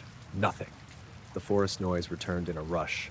Wind rattling branches, a distant owl, Cedar's tags clinking as she shook herself. I flicked my flashlight back on. The beam seemed pathetic now. I scanned the tree line for any sign, broken limbs, scorched bark, but everything looked normal. Inside, the power was still out. I tried the phone again. It lit up, 76% battery, 2 bars of signal, no missed calls, no alerts. I opened the camera app and took a picture of the kitchen wall, just to prove to myself the device worked. The electricity came back around 3 a.m. I knew because every light I'd forgotten to switch off snapped on at once, waking me. I walked room to room, turning them off, then sat at the kitchen table until dawn, replaying every second in my mind. I never found scorch marks or radiation burns or whatever you're supposed to look for. The only oddity was Cedar. For 2 days, she refused to go near the back deck after sunset. She'd plant her paws and growl low until I coaxed her in through the front. I didn't call the sheriff or the power company. What would I tell them? That during a blackout, I saw lights that made no shadows, moved like thoughts, and left without a sound. A week later, I set a trail cam on a fence post aimed at the trees. It's been 5 months. The cameras caught deer, raccoons, a bear once, nothing else. Still, every time the house creaks after dark, I pause whatever I'm doing and listen for that impossible hush, half hoping, half terrified it might come back.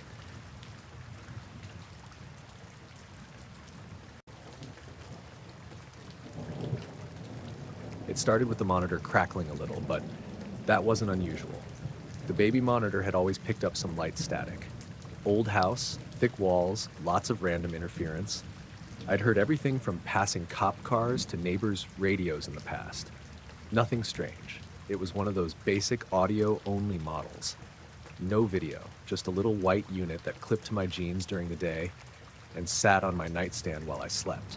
The receiver was in Bea's room, short for Beatrice, but no one called her that. She was only 9 months old at the time. It was early March. Still cold enough at night that the windows stayed shut. My husband, Daniel, was working nights that week. He's a respiratory therapist and gets floated to different shifts sometimes. So I was alone in the house with Bea. Just us and our dog, Poppy, a scruffy red mutt who sleeps under the crib. The first night I really noticed anything weird was a Tuesday. I had gone to bed around 10. Bea was already down. I read for a while, then shut off the lamp and closed my eyes. I must have been half asleep when I heard this soft, fast clicking, not from the room, but through the monitor, like the sound of a dog's nails tapping lightly on tile, only way too rapid, almost mechanical. I sat up and listened. It stopped for a few seconds, then started again. Soft, dry clicks, maybe 3 or 4 in a row, then silence. Then again. No other sounds. No crying. No movement. I got up and went to Bia's room. She was asleep on her back, breathing slow and even. Poppy thumped her tail when I walked in, but didn't get up. The monitor on the dresser had its usual red light on. Nothing out of place. I stood there a minute, waiting to hear the clicking again in person. Nothing. I walked back to my room and laid down. The moment I shut the door, it started again. Same clicking, clear as anything, right through the monitor. That time, I unplugged the receiver. I figured maybe it was interference from something. It stopped immediately. I left it off and went back to sleep. The next day was normal. I worked from home in the morning while Bia napped. Took her on a walk in the afternoon. Daniel called during his lunch break. I didn't even think to mention the monitor thing. That night, I was brushing my teeth when I heard it again.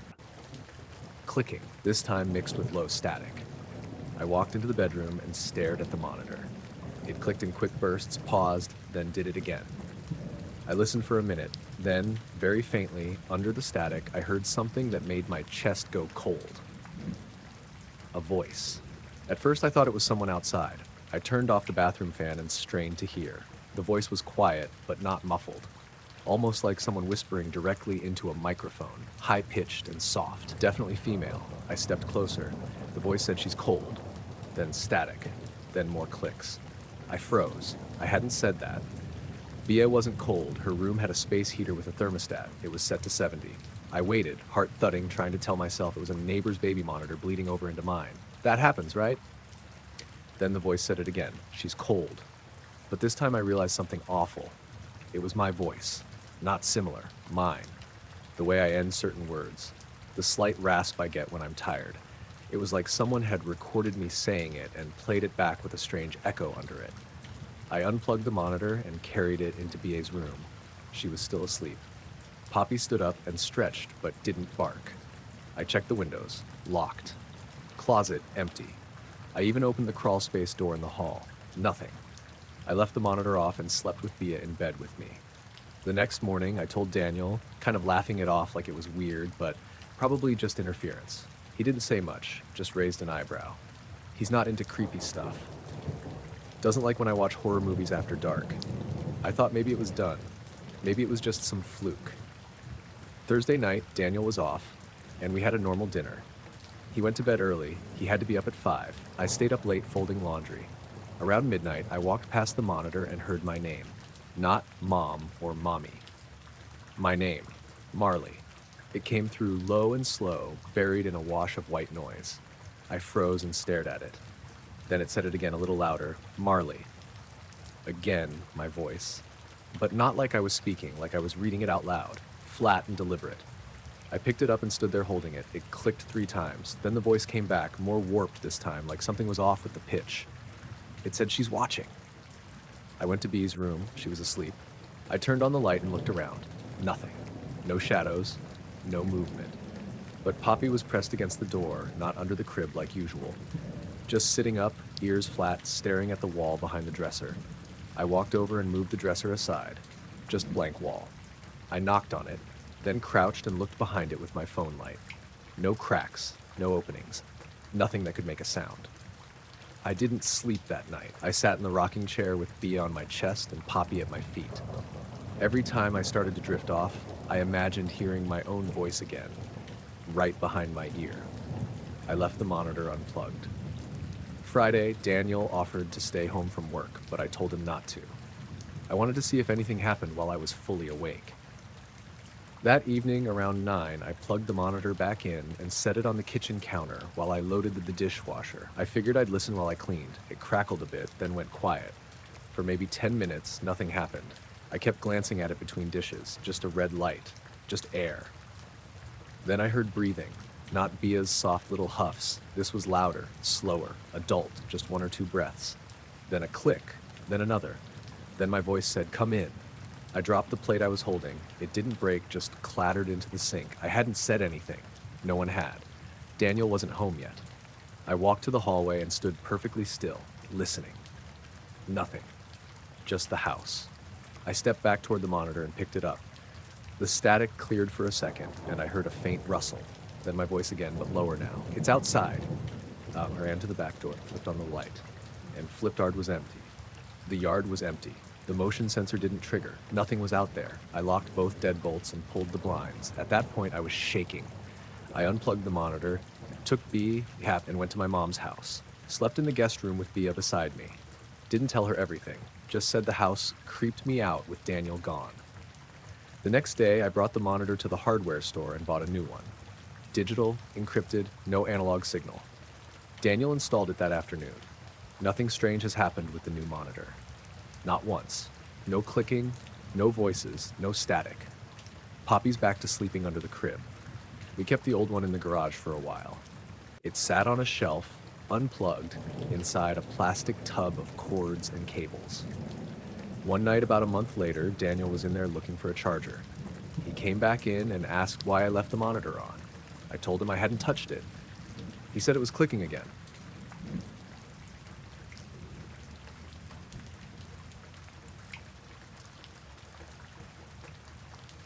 The first one showed up near the back fence, maybe 10 feet from the edge of the woods. I noticed it when I was out feeding the chickens around 6:30 in the morning. It was a perfect circle, about the size of a dinner plate, burnt into the grass. Not just flattened like an animal had laid there. The grass was scorched, brittle, like someone had held a hot pan to it.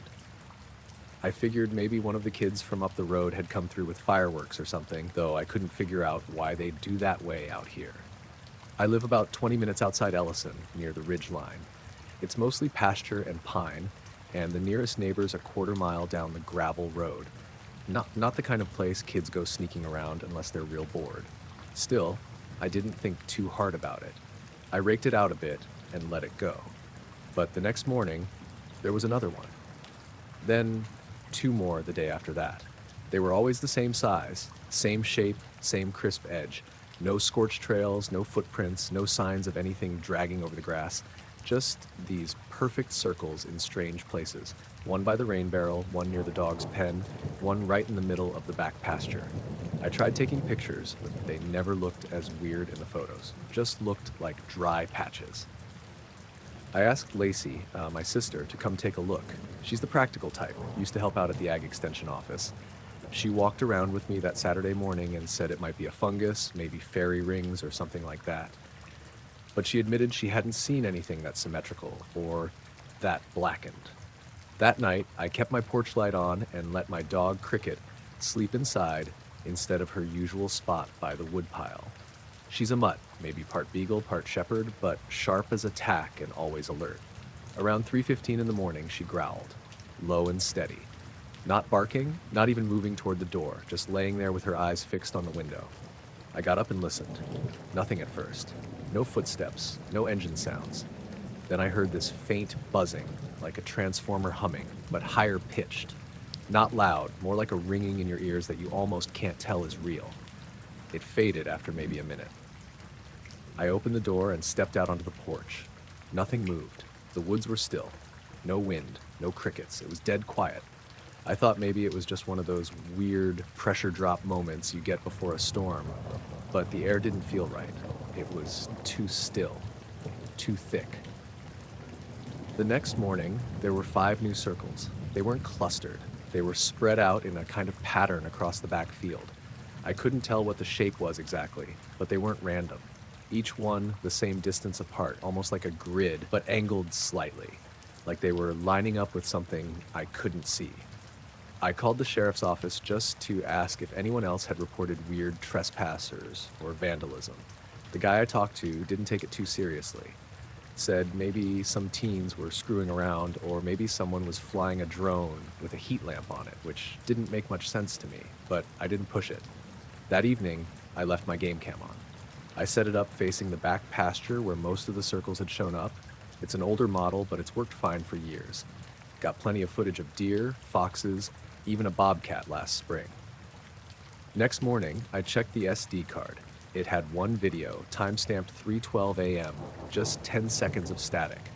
Not blackness, actual TV-style static, which it's never done before. After that, the camera didn't pick up anything the rest of the night. Not even me walking out there to check it. And sure enough, 3 more circles, one right where the camera had been pointing. I took the camera down. I didn't want to admit I was starting to feel nervous, but I was. I hadn't told anyone except Lacey. She offered to stay over one night, but I told her no. I didn't want her out here if something was happening. I didn't know what exactly, but it felt wrong. Not threatening, not yet, just off. Like the rules were bending somehow. The circles kept showing up. Never more than 5, never fewer than 2. Always sometime between midnight and dawn. I stayed up a few nights, kept the lights off, sat by the window with the dog and a thermos of coffee. I never saw anything. Cricket would get antsy around 3 a.m., sometimes growl or pace, but nothing ever appeared. One night, about a week into it, I saw something that stopped me cold. It was about 3:20. I was standing at the kitchen window looking out toward the back field. The stars were clear, bright overhead. Then, slowly, the stars in one section just disappeared. At first, I thought clouds were moving in, but the shape was too clean. A wide, flat arc moving silently across the sky. No lights, no outline, just an absence. It passed overhead, slow and steady, and the stars behind it blinked back on as it moved. I didn't move the whole time, just stood there, hands braced on the counter, watching it glide toward the ridge and vanish into the treetops. The next morning, the circles were different. They were deeper.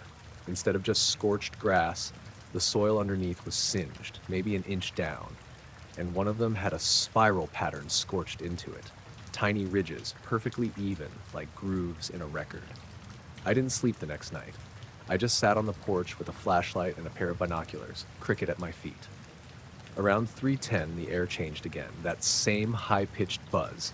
My ears popped and cricket whimpered and hid behind the bench. I didn't see anything, but the wind kicked up, sudden and sharp, even though the trees didn't move. The grass bent in patches, like invisible footsteps walking through the field. I swear I saw impressions, but only for a second at a time. Nothing stayed visible long enough to track. The buzzing stopped after about 5 minutes. I waited until daylight to go out there. 7 new circles, bigger than before. The spiral pattern was in 4 of them now. One had a dead crow in the center. No blood, no injuries, just lying perfectly still, stiff as if it had been frozen solid and then thawed. I buried the bird and didn't tell anyone. What would I even say? That day, I borrowed my neighbor's metal detector and swept the circles. No hits, no metal, no debris. But the ground in the newest ones was oddly warm. Not hot, just slightly above air temperature, like it had been sitting in the sun, even though it hadn't. The last thing happened 2 nights ago. I woke up around 3:15, not because of a noise, but because the house felt off. The dog wasn't in her bed. I found her sitting by the back door, ears up, tail rigid. She wouldn't move when I called her. I looked out through the glass and saw lights out in the field. Not headlights, not flashlights, just these soft white spheres, maybe the size of basketballs, floating about 5 feet off the ground. 5 of them, moving in a slow arc across the pasture. They didn't bounce or flicker. They just hovered, drifting along like they were scanning the ground. I didn't go outside. I stood behind the door, watching, not breathing. The lights moved together, perfectly synchronized, until they reached the far fence. Then, one by one, they blinked out. Not faded, just gone. I stayed up until sunrise. No new circles that time. Since then, nothing's happened. No more burns, no sounds, no lights, just silence. The grass is starting to grow back in the old spots. Some of the spirals are still faintly visible if the light hits right. I haven't mowed the backfield in over a week. I don't really want to walk out there.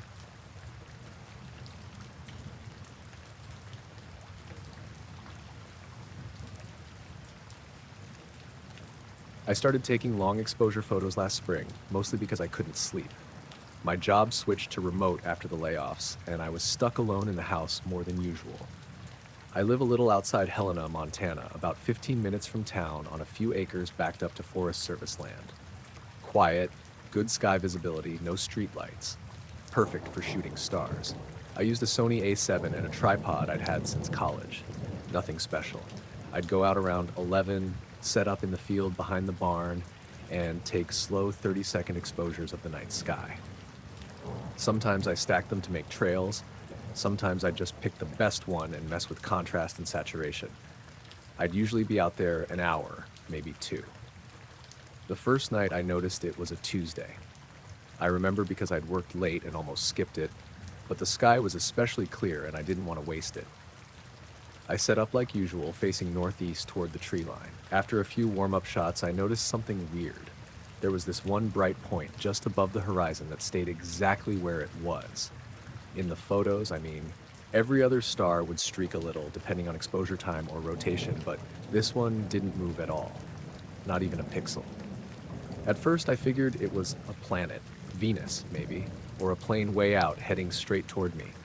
But it wasn't blinking and it didn't grow or fade, just stayed perfectly fixed. I took another photo, then another, longer one, same result. Everything else had a faint motion blur, and this one dot stayed crisp and still. After 10 minutes of testing, I zoomed in digitally. It didn't look like anything, just a sharp white point. No color fringing, no lens artifact. I tried walking a few steps left and right to see if it shifted against the stars, parallax, or whatever. It didn't. It just stayed locked in that same spot. Eventually, I got cold and packed up. I told myself it was probably a satellite or something geostationary, even though I didn't think those were supposed to be visible like that. I didn't post the photos or tell anyone, just felt off.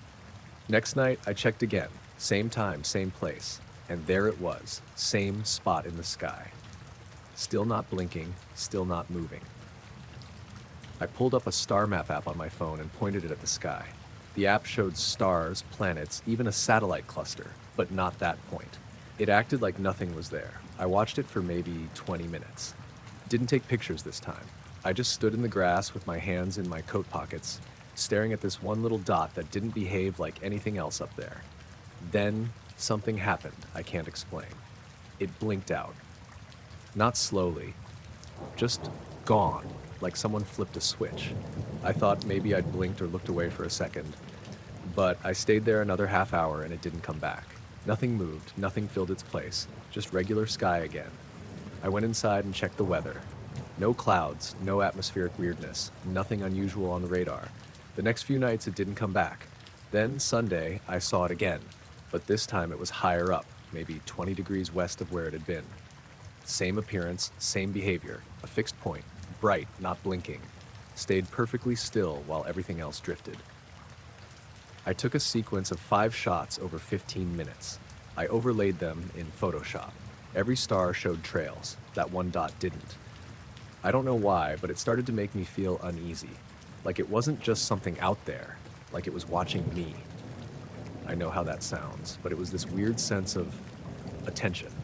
I'd be standing still in the yard and it felt like I was being studied. I stopped going out for a while. 2 weeks passed. Weather turned. Then one night, I had trouble sleeping again and decided to take the dog out. Clover, my shepherd mix.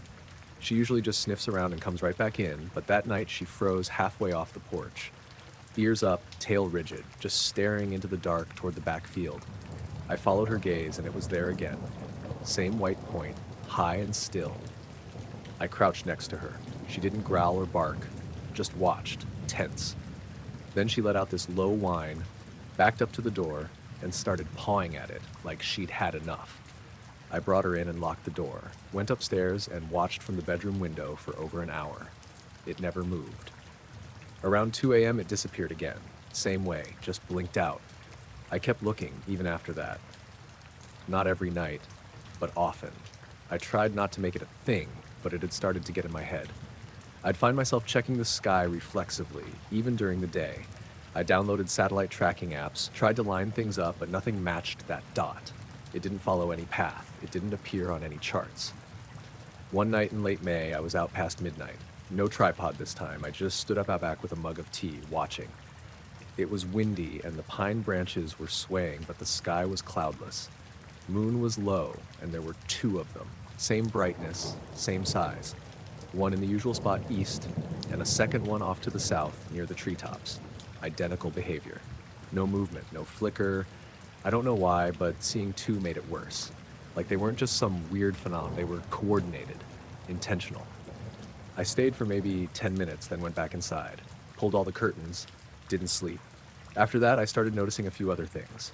Lights in the woods, not high up, low, down in the trees, faint, like lanterns or flashlights, but with a bluish hue. They'd appear for a few seconds, then fade. Never in the same place twice.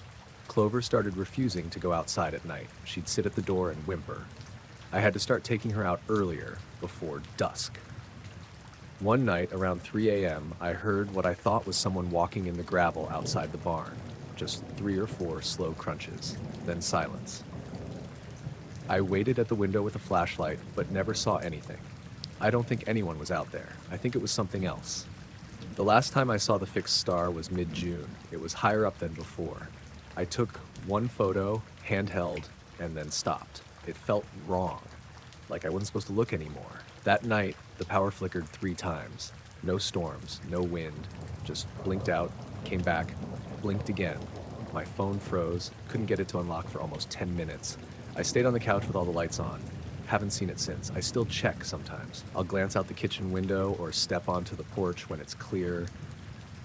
Nothing's there. But I don't take photos anymore.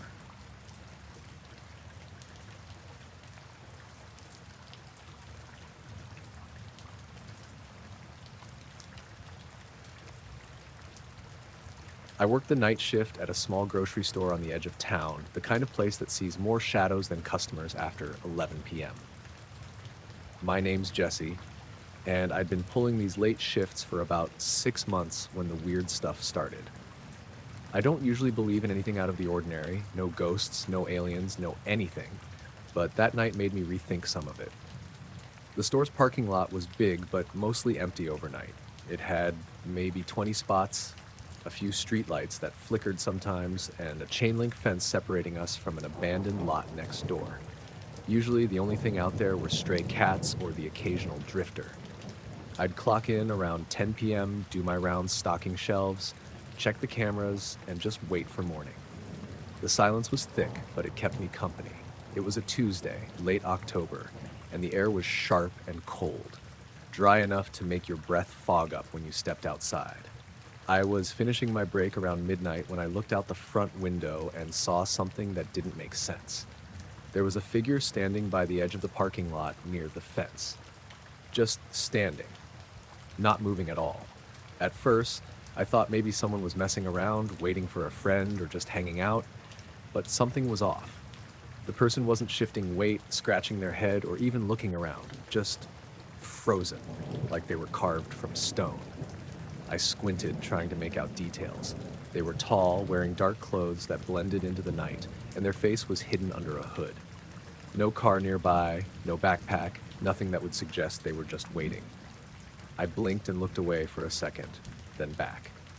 The figure was still there, exactly the same. I called security on the store's radio, not because I was scared, just routine. "Hey, can you check the parking lot? There's someone standing by the fence." The guy on the other end, Mike, said he'd swing by in a few minutes. I kept watching, eyes glued to that corner, waiting. Minutes passed. The figure didn't move an inch. The figure didn't move in. No blinking, no shifting, no sign they noticed me watching. The strangest part was the feeling creeping over me. A cold, heavy pressure in the air like the world had dropped a degree or two. It wasn't just the temperature, it was something else. Like the night had thickened around that figure. Mike arrived in the security car, headlights sweeping across the lot. I thought maybe the figure would run or at least move, but they stayed perfectly still, like a statue. Mike stopped the car and got out, radioing back to me. "No one here," he said, voice confused. He looked right at the spot where I'd seen the figure, but found nothing. I told him I was looking right at them, but when I glanced back through the window, they were gone. I was sure of it. One moment frozen in place, and the next, nothing. The weird thing was how fast it happened, like the figure just vanished, melted into the dark. I stepped outside to look, but there was no sign anyone had been there. No footprints, no trash, nothing. Mike shrugged it off and said maybe it was a trick of the light or my imagination. I didn't argue. We both went back to our rounds, but I kept glancing out the window. That's when I started noticing other odd things.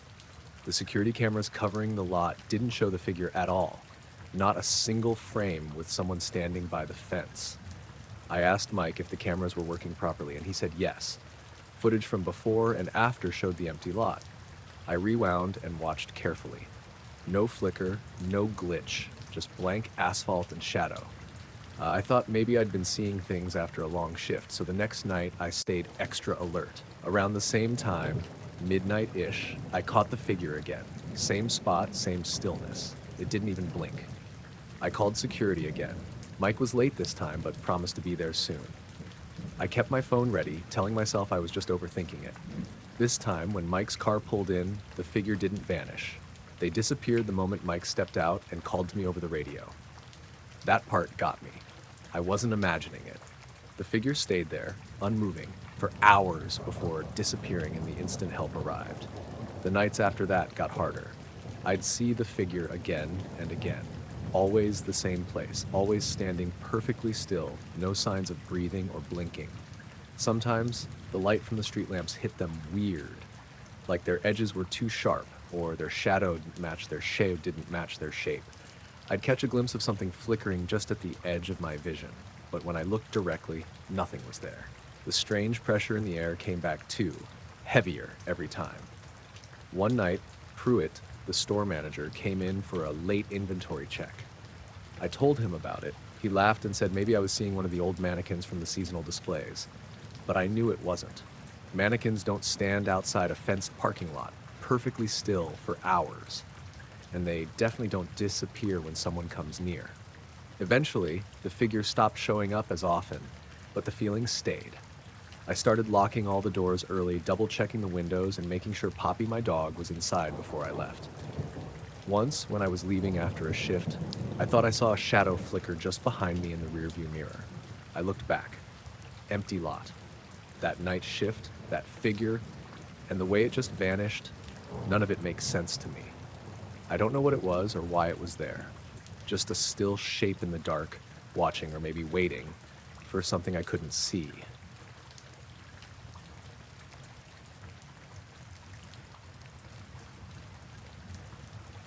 I was out on the water just before dawn when I first noticed the compass acting up. My name's Eli, and I've been fishing these parts of the coast near Cape Falcon, Oregon, for years. It's a quiet stretch, mostly small coves and rocky shorelines. I know every nook and cranny, or at least I thought I did. That morning started like any other.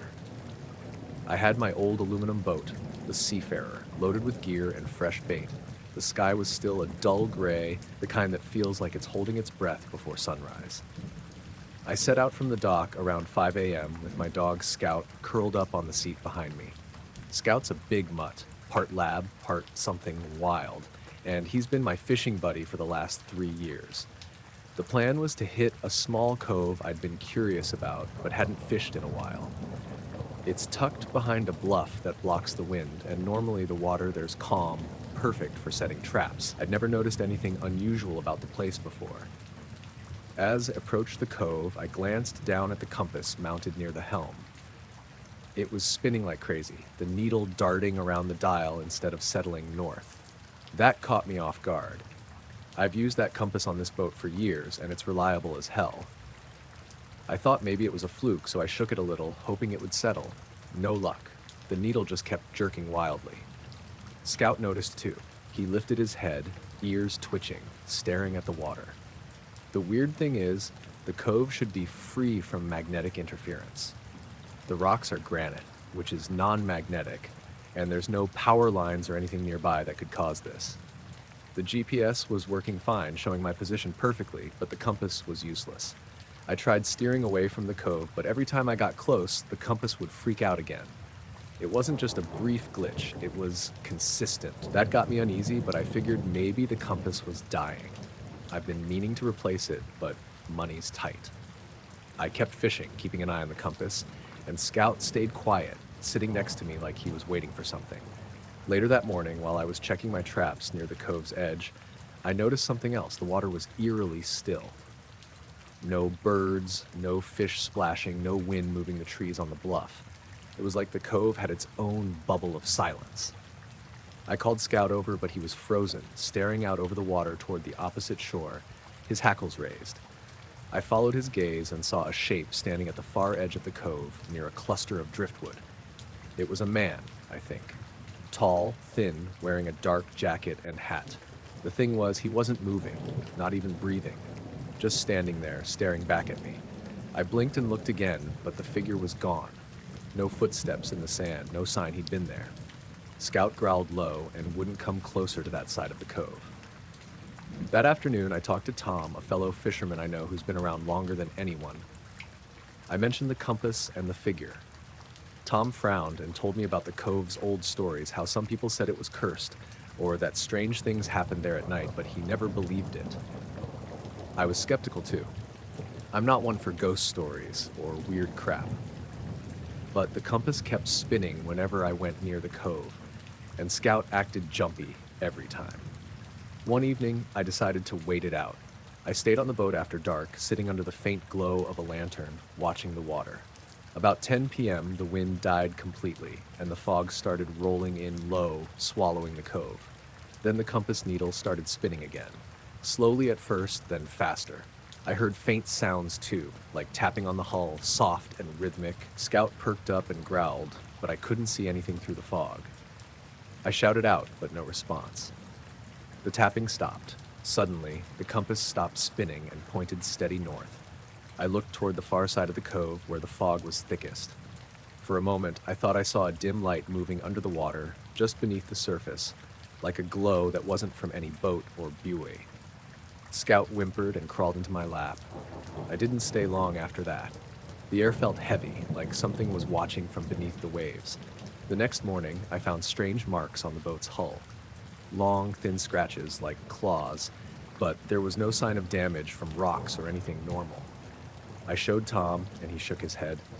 I don't know, Eli. That place, it's always been weird. After that, I avoided the cove as much as I could, sticking to spots where the compass worked right and the water sounded alive. But sometimes, when I'm out on the open water at night, I catch myself glancing back toward that cove, because I know something's there, something that doesn't belong, something I don't understand.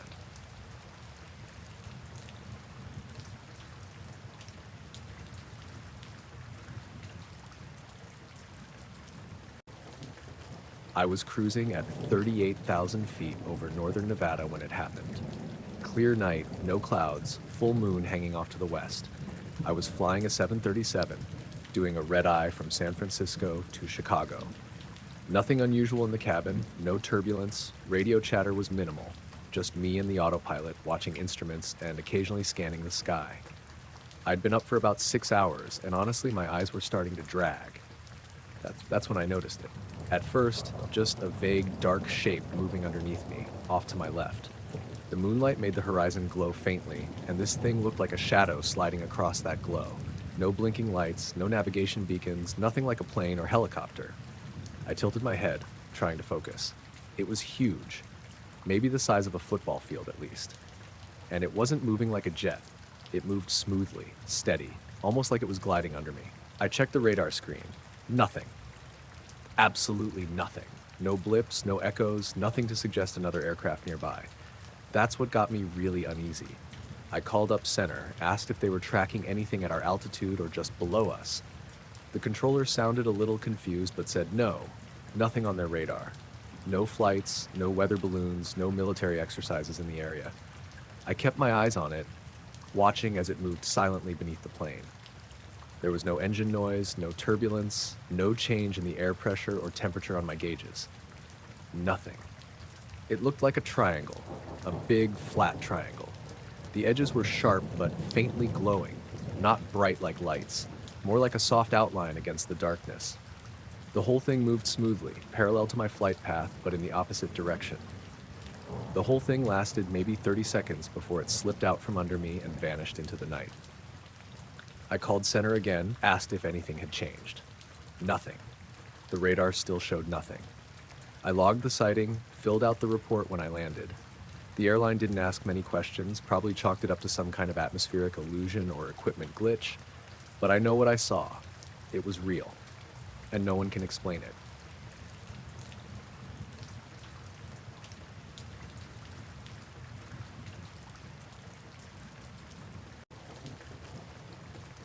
It happened somewhere between Tucumcari and Amarillo, mid-October, around 3 a.m. I was hauling for a regional outfit out of Albuquerque back then, doing mostly overnight freight. Long stretches of nothing, just me and the rig and whatever came over the radio. This run was produced, headed eastbound on I-40, and I had a delivery window at a warehouse just outside Oklahoma City. I remember I had the windows cracked because the cab heater was acting up, blowing way too hot even on low. The air outside was cold and dry, just above freezing. Moon was out, but it was one of those thin ones that doesn't do much. Everything looked washed out. The asphalt, the signs, even the horizon. No color, no traffic either. That stretch can be dead quiet after midnight, and that night was no different. I was somewhere near the Texas line when the first light showed up. I didn't see it approach. It wasn't headlights coming up behind me. I would have seen those in the mirrors from miles off. It just sort of popped into view, right in the center mirror, like someone had turned on a bright LED flashlight and aimed it at the back of my trailer. It flared white for maybe a second, no more, then was gone. No fade in, no fade out, just there, then not. It startled me, but I figured maybe it was a reflection. Some weird angle of my own running lights bouncing off a road sign, or a flash of high beams from a car way behind me, even though I hadn't seen any in a while. 10 minutes later, I passed mile marker 227. That's when it got weird. About 20 or so minutes after that, I passed 227 again. I know that highway well. That sign should have been behind me. There's no turnarounds, no junctions that lead you back to the interstate without looping through a town. I hadn't taken any exits, hadn't slowed down. I even checked my GPS. It showed a steady eastward line, no deviations. I passed it again, and I knew it was the same one. It had a big dent in the post, like someone had backed into it with a trailer. I remembered seeing that earlier. Same exact bend. I slowed a little and turned down the radio. Something felt wrong. It wasn't just déjà vu. It was like my brain knew I'd already done this exact thing, down to the pothole I hit just past the sign, the little shutter in the wheel. Then the light hit again, same place in the mirror. One bright flash, center of the rear view. Too bright for taillights. Too white for headlights.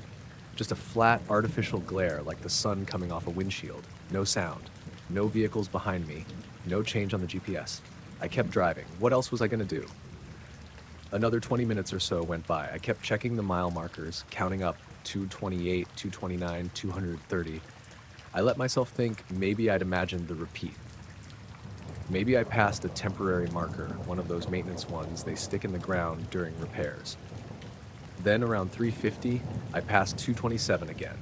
Same bend in the post, same pothole, same flash in the mirror not long after. I pulled over, hazards on, middle of nowhere, dead silence except for the ticking of the engine cooling. I got out and walked around the trailer. Tires were fine, latches secure, nothing dragging or flapping, no other vehicles in sight either direction. Just the road stretching flat in both directions and the distant silhouette of scrub brush and barbed wire fence. When I got back in the cab, the GPS still showed I was headed east. Same highway, no loops, no backtracking. Nothing to suggest I'd turned around, but I knew I had seen that same sign 3 times now. I kept driving, a little slower. The road didn't feel right after that. I started noticing things I couldn't explain. There was a patch of pavement that felt smoother than it should have, like it had just been poured. No road crew in sight. Then there were these 2 power poles off to the left, just barely visible in the dark, that looked like they were leaning inward toward each other, like they'd been warped or pulled. Another mile or 2 on, I passed a field that looked too perfect. I know that sounds dumb, but everything in it was symmetrical. The bushes, the fencing, even the way the grass looked under the moonlight, like someone had copied and pasted it a few times. It didn't look natural. Then, the 3rd flash. This time I felt it more than I saw it, like a heat behind my eyes. It showed up dead center in the rear view, flared out across the back window, and vanished. No follow-up. I braked hard and pulled onto the shoulder again. I sat there, hands on the wheel, breathing through my nose. Everything was quiet. No wind. No engine sounds except the low idle. Then my radio cut out. Not the station, the whole thing. The dash lights on the stereo went dark. It didn't even try to search for a signal, just dead. Then the dash clock froze, said 4:04 and didn't budge. I tapped it, thinking maybe I'd jostled something, but it stayed frozen. Engine still running fine, GPS still on, just the radio and clock both gone at once. I didn't move for maybe 10 minutes, just stared at the empty highway, waiting to see headlights, taillights, a police cruiser, anything. Nothing came. Eventually I eased back onto the road. The GPS map hadn't updated at all during the stop. It still showed me in motion, heading east, as if I hadn't pulled over at all. I thought maybe it glitched, but when I tapped it, the location marker jumped back to my current position, like it had just realized I'd stopped and started again. Another mile passed, then 2, then 5. No more flashes. No more repeat markers. Everything looked normal again. Old fence lines, faded signs, a dead armadillo in the left lane, stuff that actually made sense. I didn't breathe easy until I passed mile marker 235. New number. No dent. No deja vu. The radio came back on at 4:37.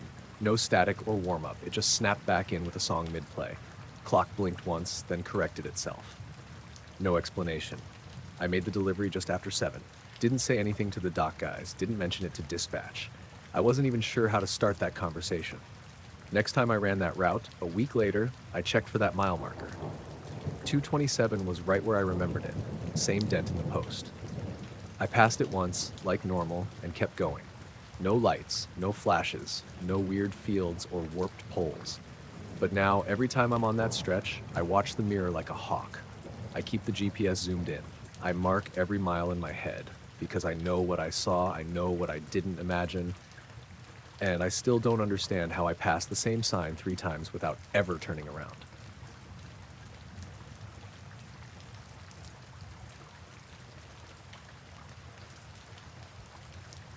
I'd been hunting up in the Allegheny National Forest for years, close to 20 by that point, and I'd never seen anything I couldn't explain.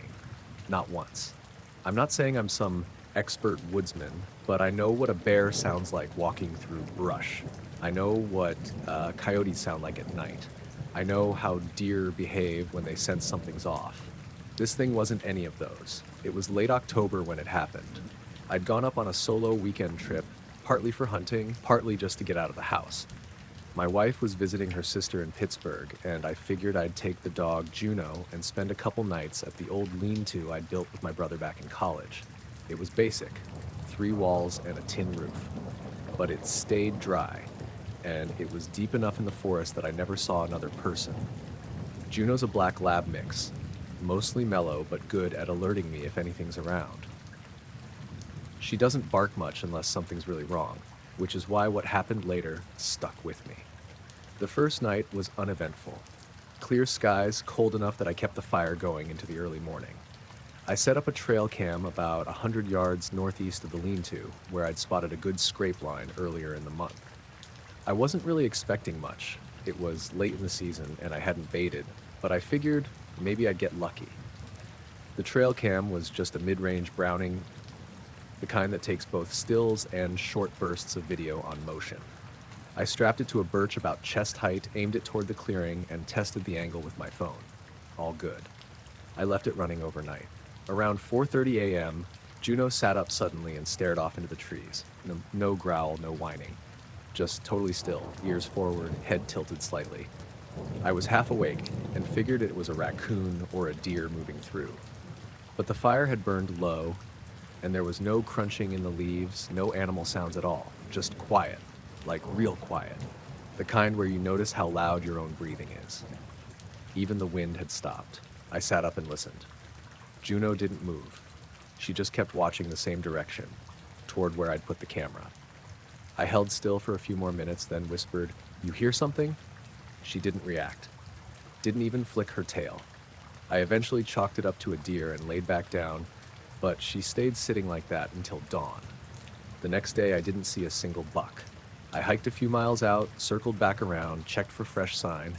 Nothing. Even the squirrels were quiet. Not much bird activity either. It was strange, but sometimes that's how it goes. That evening, I pulled the SD card from the trail cam and popped in a fresh one. I brought the card back to the lean-to, set up the little solar charger I used to run my tablet, and loaded the footage. There wasn't much. A few clips of wind-shaking branches, one short video of a rabbit hopping by around 1 a.m., then a still image, one single frame. It was time-stamped 4:42 a.m., right around when Juno sat up. The picture showed the clearing, just like I expected. But in the center of the frame, about 6 feet off the ground, was this perfect glowing sphere. Not a light from something. The thing was the light. It didn't cast any shadow, just hovered there. White-blue. Perfectly round. No detail, no shape around it, not a drone, not a lens flare. I know how lens flare looks on these things, and this wasn't that. The next frame was just black. No error message, no corruption, just cut off. I checked the video immediately after the still, and the feed was dead, like the camera shut off mid-capture. I walked back to the camera to make sure it hadn't fallen or gotten knocked over. Still strapped tight, battery full, SD card intact. It was like it had just quit for 20 minutes, then picked back up around 5 a.m. like nothing happened. That's when I noticed something else. The ground in the clearing, right under where the orb had been, was dry. Everything else was damp from the night air, but there was this circular patch, maybe 2 feet wide, completely dry. Pine needles and leaves around it were slightly curled, like they'd been heated. No burn marks, just dried out. Juno wouldn't step into the clearing. She followed me to the edge and then stopped, hackles up, low whine in her throat. Wouldn't go closer. I stood there a while, just looking. Then I backed off and went back to camp. That night I didn't sleep much. I didn't build a fire, didn't cook anything. Just sat with Juno in the dark, listening. Around midnight I started hearing this faint humming, real low, like a power line in the distance. It wasn't constant, it would start up for a few seconds, then fade out. Came from the same direction as the clearing. I thought maybe it was wind again, but the trees weren't moving. No leaves rustling, no air. I almost packed up and left right then, but I stayed, mostly because I didn't want to hike out in the dark. I kept the rifle loaded and sat with my back to the lean-to wall, watching the tree line. Around 2:15, Juno growled. Not loud, just a low, quiet warning in her chest. Then the humming started again, louder this time. It was like it was inside the trees, not behind them, not above, in them. Hard to explain. I didn't see anything move, no lights, no shadows, just that sound and Juno pressing into my leg. It stopped after maybe 10 minutes, no fade out, just gone. We left at first light. I didn't check the new SD card, didn't want to see what else it caught. I just packed everything up, left the camera where it was, and hiked out as fast as I could without looking like I was running. When I got home, I downloaded the original image and zoomed in. Tried everything, adjusted contrast, checked metadata, ran it through a couple apps. Nothing new showed up, just that glowing ball. Perfectly smooth. No features. I emailed the photo to my brother. He's a software engineer and usually pretty skeptical about stuff like this. He looked at it and said it was probably a camera malfunction. But then he asked what caused the dry spot and why the video feed cut out in the middle of the shot. I didn't have an answer. I haven't gone back to that clearing since, not even to grab the camera. I think it's probably still out there, strapped to that birch, recording trees and wind like nothing ever happened. Sometimes I think about going back, bringing someone else with me, setting up multiple cameras, running thermal imaging, the whole deal. But I don't, because whatever was out there that night, I don't think it wanted to be seen twice.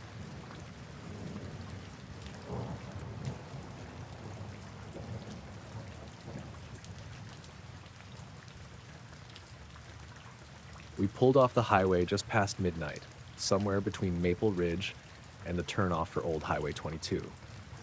The sky was clear, with that kind of deep black you don't get in the city, and I figured it was perfect for stargazing.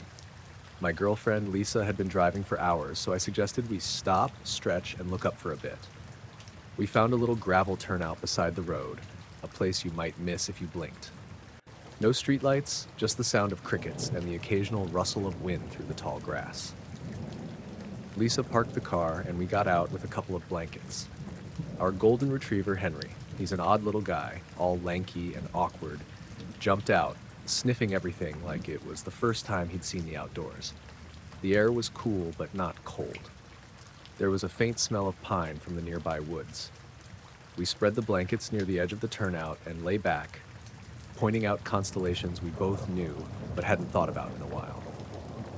Lisa's voice was soft, the kind of voice that fills a quiet space without breaking it. After a while, Henry curled up between us, snoring lightly. That's when I noticed a light far off, high in the sky. It was bright, steady at first, like a plane or a bright star. But then it started moving. Not in a straight line, though. It zigzagged. Slow, deliberate arcs, sharp changes in direction that no airplane I'd ever seen could manage. I nudged Lisa and pointed it out. She squinted, then smiled like she thought I was making it up. But the light kept moving, smooth and silent, no sound of engines or anything mechanical. We watched it for maybe 5 minutes. It moved from left to right, then suddenly split. Not into two or three, 5 separate points of light, each smaller but just as bright as the original. They spread out, almost like they were dancing in formation, then all vanished at once. Just gone.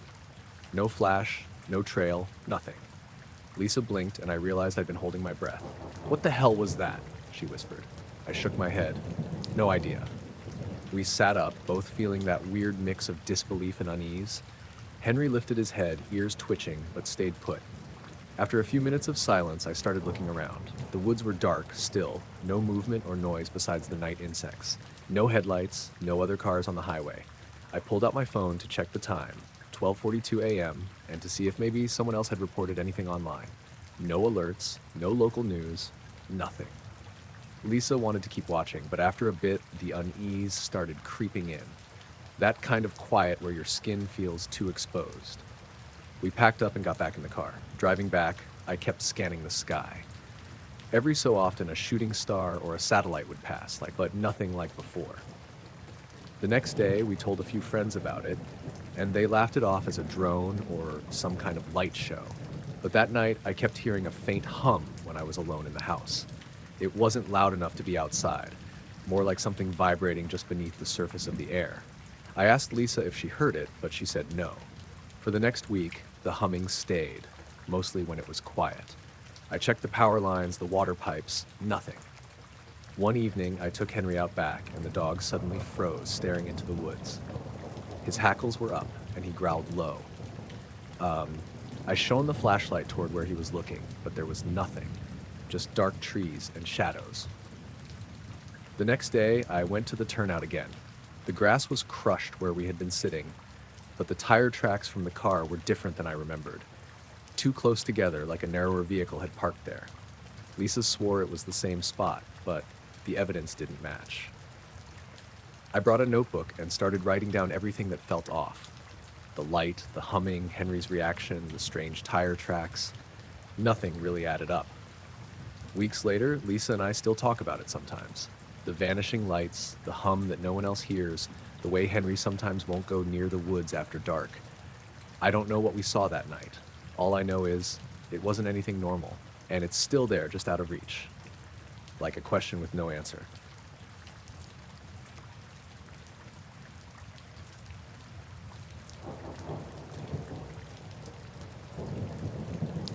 I started noticing it last September. I'd just gotten this new telescope. Nothing crazy, just a Celestron Nexstar 6 SE I bought off a guy on Craigslist, and I'd set it up on the back deck to mess around with Jupiter and Saturn. I'm not serious into astronomy, but I've always liked looking up when the sky's clear, and I live out on the edge of town, so there's not too much light pollution, just farm fields and some woods. Anyway, the first night I saw it, I thought it was a plane. It was sitting low in the eastern sky, just above the treetops, and it had this soft, steady glow. Not blinking like most planes, not moving like a satellite, just sitting there.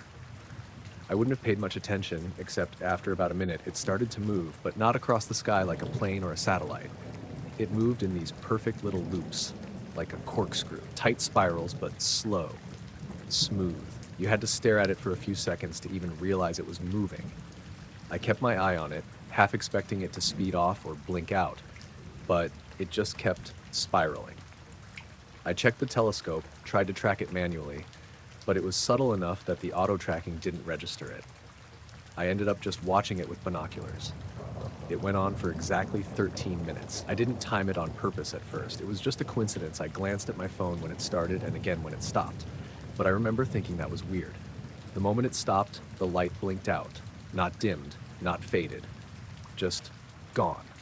No clouds, no haze, clear sky. It didn't duck behind anything. It just disappeared. I figured maybe it was a drone. There's a guy a few blocks over who flies those racing ones, so I figured maybe he got fancy with some LED setup. But it was so high. Higher than any drone I'd ever seen, and no sound. Even the quiet ones still buzz a little when they're close enough to see that clearly. Next night, I looked again. Same spot, same time. Nothing for a while, and I figured maybe it was just some random thing. But at exactly 9:42 p.m., this was September 11th, I saw the glow come back. Same spiral, same speed. That's when I started taking notes. I'm not the kind of guy who journals or anything, the heck, but I pulled out a pad and started writing down the time it appeared, how long it stayed visible, what direction it moved. Always the same, 9:42 p.m. to 9:55 p.m. Eastern sky, tiny loops clockwise, never wobbled, never drifted, just steady spiral until it shut off like a light switch. After the fifth night, I stopped bringing the telescope out. It didn't help anyway. I'd just sit out with binoculars, a notebook, and my dog, Nora. She's a terrier mix, kind of neurotic, always barking at stuff that's not there. But during those 13 minutes, she'd get weirdly still. Not tense, just quiet, like she was listening to something I couldn't hear. A week or two in, I tried filming it with my phone. Didn't work. The light was too dim to show up unless you were watching with your own eyes. I even set up my old DSLR on a tripod, tried to get a long exposure. Still nothing. It was like the light just didn't register. But I could see it. I could track it with binoculars. I could even describe the way it moved, like a pen drawing loops in slow motion across black paper. One night I brought my buddy Clay over. He's more skeptical than I am, but he likes that kind of stuff. I didn't tell him what we were looking for, just told him to keep an eye on the eastern sky around 9:40. I wanted to see if he noticed it on his own. At 9:42 it popped in, same as always. He saw it right away. "What's that?" he asked. I said, "Just watch." We sat in lawn chairs and stared while Nora lay at our feet, dead still. He leaned forward after a few minutes. "Is it moving?" "Yeah." He watched for a while without saying anything. At 9:55 it blinked out. He turned to me and said, "That's not a drone." I said, "Nope." He asked me if I'd tried calling anyone, local airport, weather station, anything like that. I hadn't. I don't know what I thought they'd say. "Yeah, that's just our 13-minute corkscrew light test." I did email a local astronomy club to ask if anyone else had noticed it. Never heard back. Then the pattern broke. On October 4th, the light didn't show up. I sat outside for an hour, just waiting, but the sky stayed empty. The next night, same thing. I kept going out, checking my watch, looking in the same spot. Nothing. Nora was back to barking at bugs and chasing shadows like usual. On October 7th, I was inside doing dishes when the power flickered. Just once. Quick off.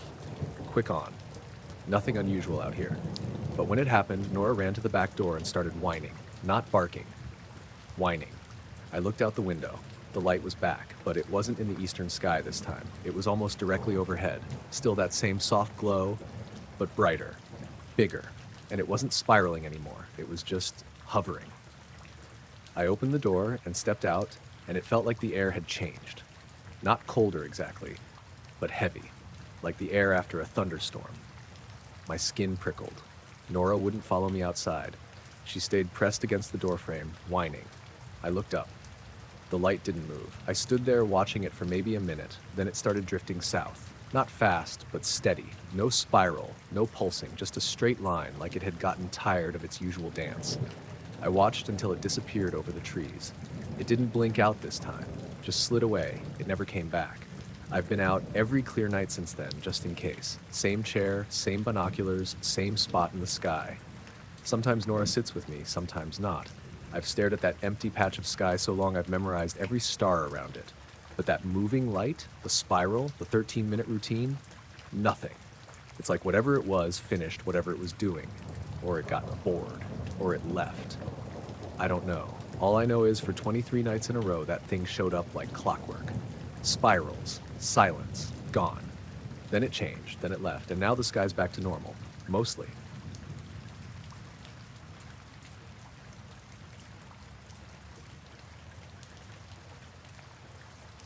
I'd just gotten back into jogging after taking a few months off for a sprained ankle. Nothing dramatic. Stepped off a curb, weird, walking my neighbor's dog, of all things. But that night, my third run back, I was finally starting to hit my rhythm again. It was a little past 9 p.m. in late August. Still hot, but not unbearable. The kind of sticky Missouri heat where the air feels heavy, but it cools just enough once the sun's been down a while. I ran the trail that loops around Millwood Park. It's a small one, nothing special. One paved path, some scattered benches, a duck pond, and a few swing sets with that faded blue rubber flooring. It backs up against a residential neighborhood on one side and a small stretch of woods on the other. Pretty quiet most of the time. I like running that loop after dark because no one's ever really there. Just a couple dog walkers sometimes, maybe some teenager vaping behind the gazebo. That night, I didn't even see that.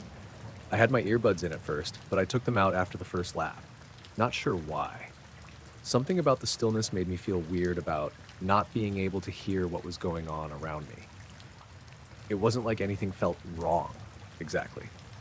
Just off. There were these little things I started noticing as I rounded the bend near the tennis courts. First, I realized I hadn't seen a single car on the roads that bordered the park. Usually, you'll catch headlights going by every couple minutes. Parents picking up their kids from practice, people driving home from late shifts, but the road was just empty. Then there was this weird rhythm to the sounds around me. The bugs were still going, cicadas, crickets, whatever else, but they were all in sync, not just loud, synchronized. It was like someone had looped an audio track of summer night noises and was playing it through a giant invisible speaker. No variation, no layers, just the same rise and fall over and over. I slowed down a little and glanced around. The park looked normal. Everything was lit by those tall orange street lamps they've got spaced out along the trail.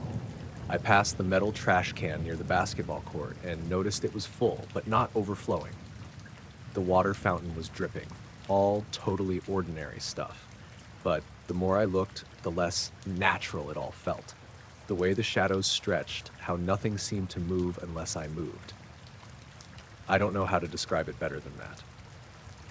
I was just finishing my second lap when it started happening. I just passed the duck pond again and was heading toward the cluster of 3 streetlights near the playground when the first one flickered. Just a little at first, like a bulb going bad, but then the next one flickered too. Then the third. They were perfectly spaced, like 30 feet apart, and all 3 started flickering in sync. Buzzing, dimming, brightening. Buzzing again, then dim, then nothing.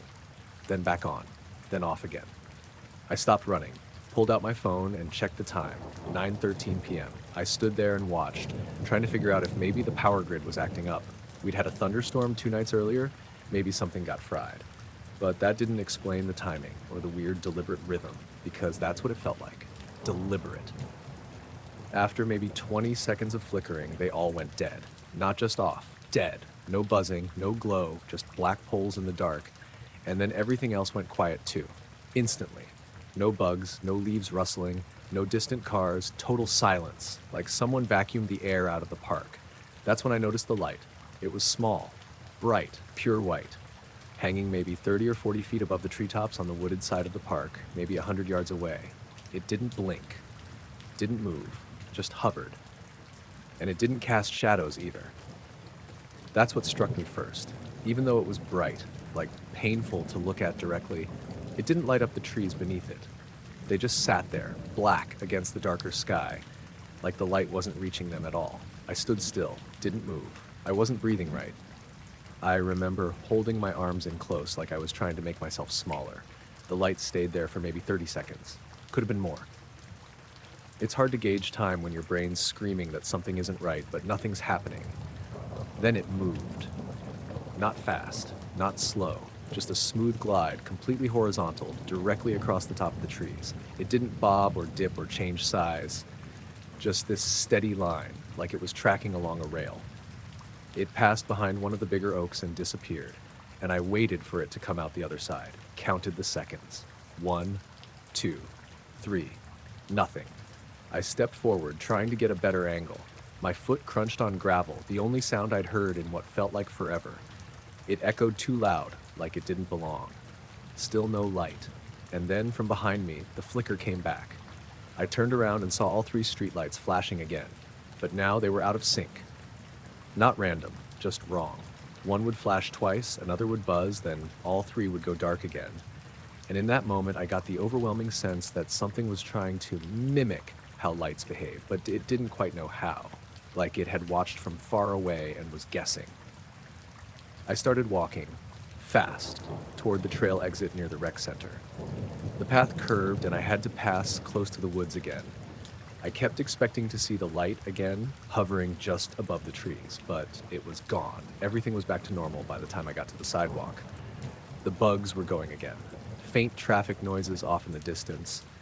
The streetlights outside the park looked fine. I jogged the rest of the way home. Didn't talk to anyone that night.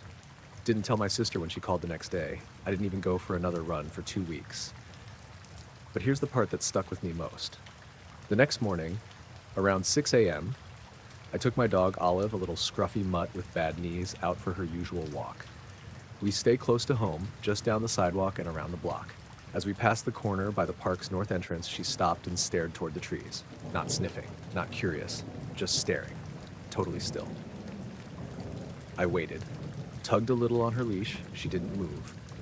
Then from somewhere deep in the trees, I heard a short, high-pitched click.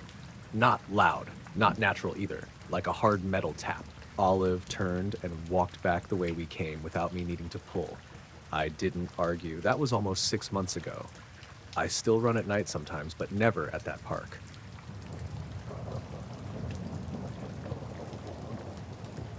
I was hiking in the Ouachita Mountains in Arkansas. This was early November, right after the first cold snap of the year, so the trails were pretty empty. I'd taken a few days off work to get away from everything and try to clear my head. My plan was simple: 2 nights out, solo, nothing too remote, but far enough off the beaten path that I wouldn't be running into families or big groups. I brought my dog, Jasper, a wiry little mutt I picked up from a shelter a few years back. He's quiet, good off-leash, and usually more alert than I am. We parked at the trailhead just after lunch and set off. The sky was cloudy and the air felt damp, like it might rain later, but it held off most of the day. Just that dull, heavy kind of overcast that makes the woods feel closer than they are. By late afternoon, I'd made it about 5 miles in to a spot I'd camped once before, a flat patch above a creek, surrounded by thick pines and a few younger oaks. I set up camp, got a small fire going, and heated up some canned chili while Jasper nosed around in the brush. Nothing strange happened that first night. It got colder than I expected, enough that I woke up a couple times and had to burrow deeper into my sleeping bag. I heard coyotes around midnight, but that's pretty normal out there. The next day was uneventful too. We hiked another few miles to a small ridge where I stopped to eat lunch and watched the tree line. The clouds had thinned out a bit, but it still never really brightened up. Around 3, I decided to start heading back toward the first site. I'd planned to camp there again, just to keep things simple. We were maybe a mile out from the site, picking our way down a narrow trail when Jasper stopped cold. He didn't growl or bark, just stood there, rigid, ears forward. I crouched next to him and listened. At first, I didn't hear anything, just the usual forest sounds, a few birds, the rustling of dry leaves. Then I heard it, this low humming noise, not loud, but steady. I thought it might be a plane at first, except it didn't fade in or out like they usually do. It was constant, a mechanical sort of hum like an old generator running behind a wall. I looked up expecting to see a plane or maybe even a drone, but there was nothing, just clouds and trees. That's when I noticed the trees were moving. Not all of them, just the ones directly above us. They were swaying in a circle.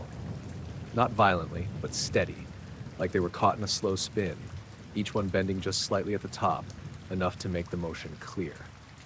There wasn't any wind. The air around me was dead still. I even licked my finger and held it up, trying to feel something. Nothing. The lower branches and the undergrowth weren't moving at all. Jasper started whining softly, tail tucked low. I tried to get a video on my phone, but when I opened the camera app, the hum stopped. Just cut off mid-note. The trees stilled like someone hit pause. I kept staring up, phone still in my hand, waiting for something else to happen, but that was it. Everything went back to normal. We kept moving. I told myself it was some weird, localized wind I couldn't feel. Maybe an updraft, something with air pressure. I don't know. But the feeling I had, like we weren't supposed to be standing there, didn't go away. We made it back to the camp spot around sunset.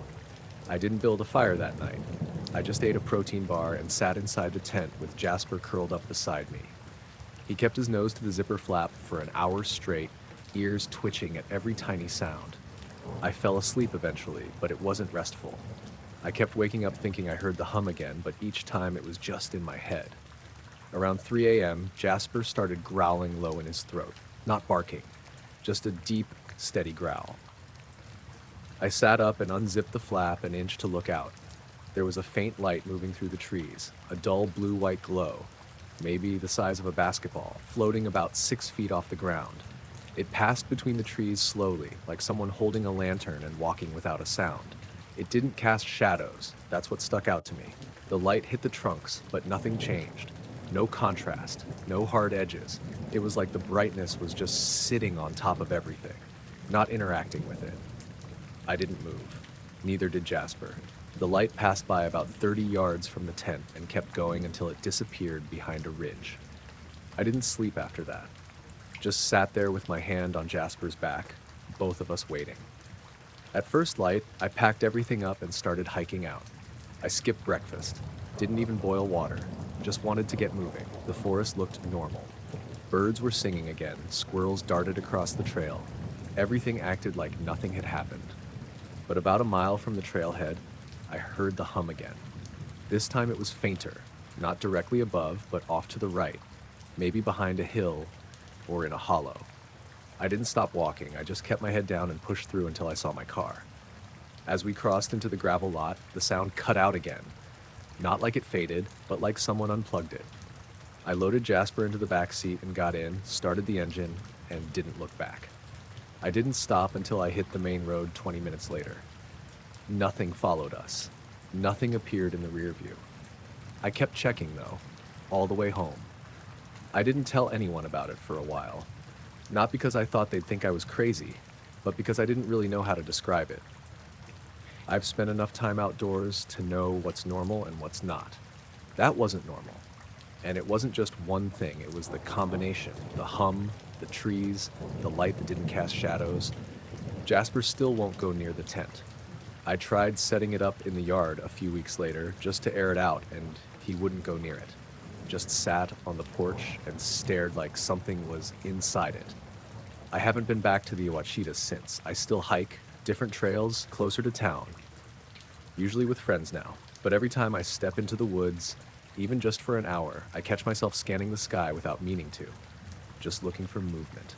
So far, I haven't seen the trees move like that again, but I know what I saw.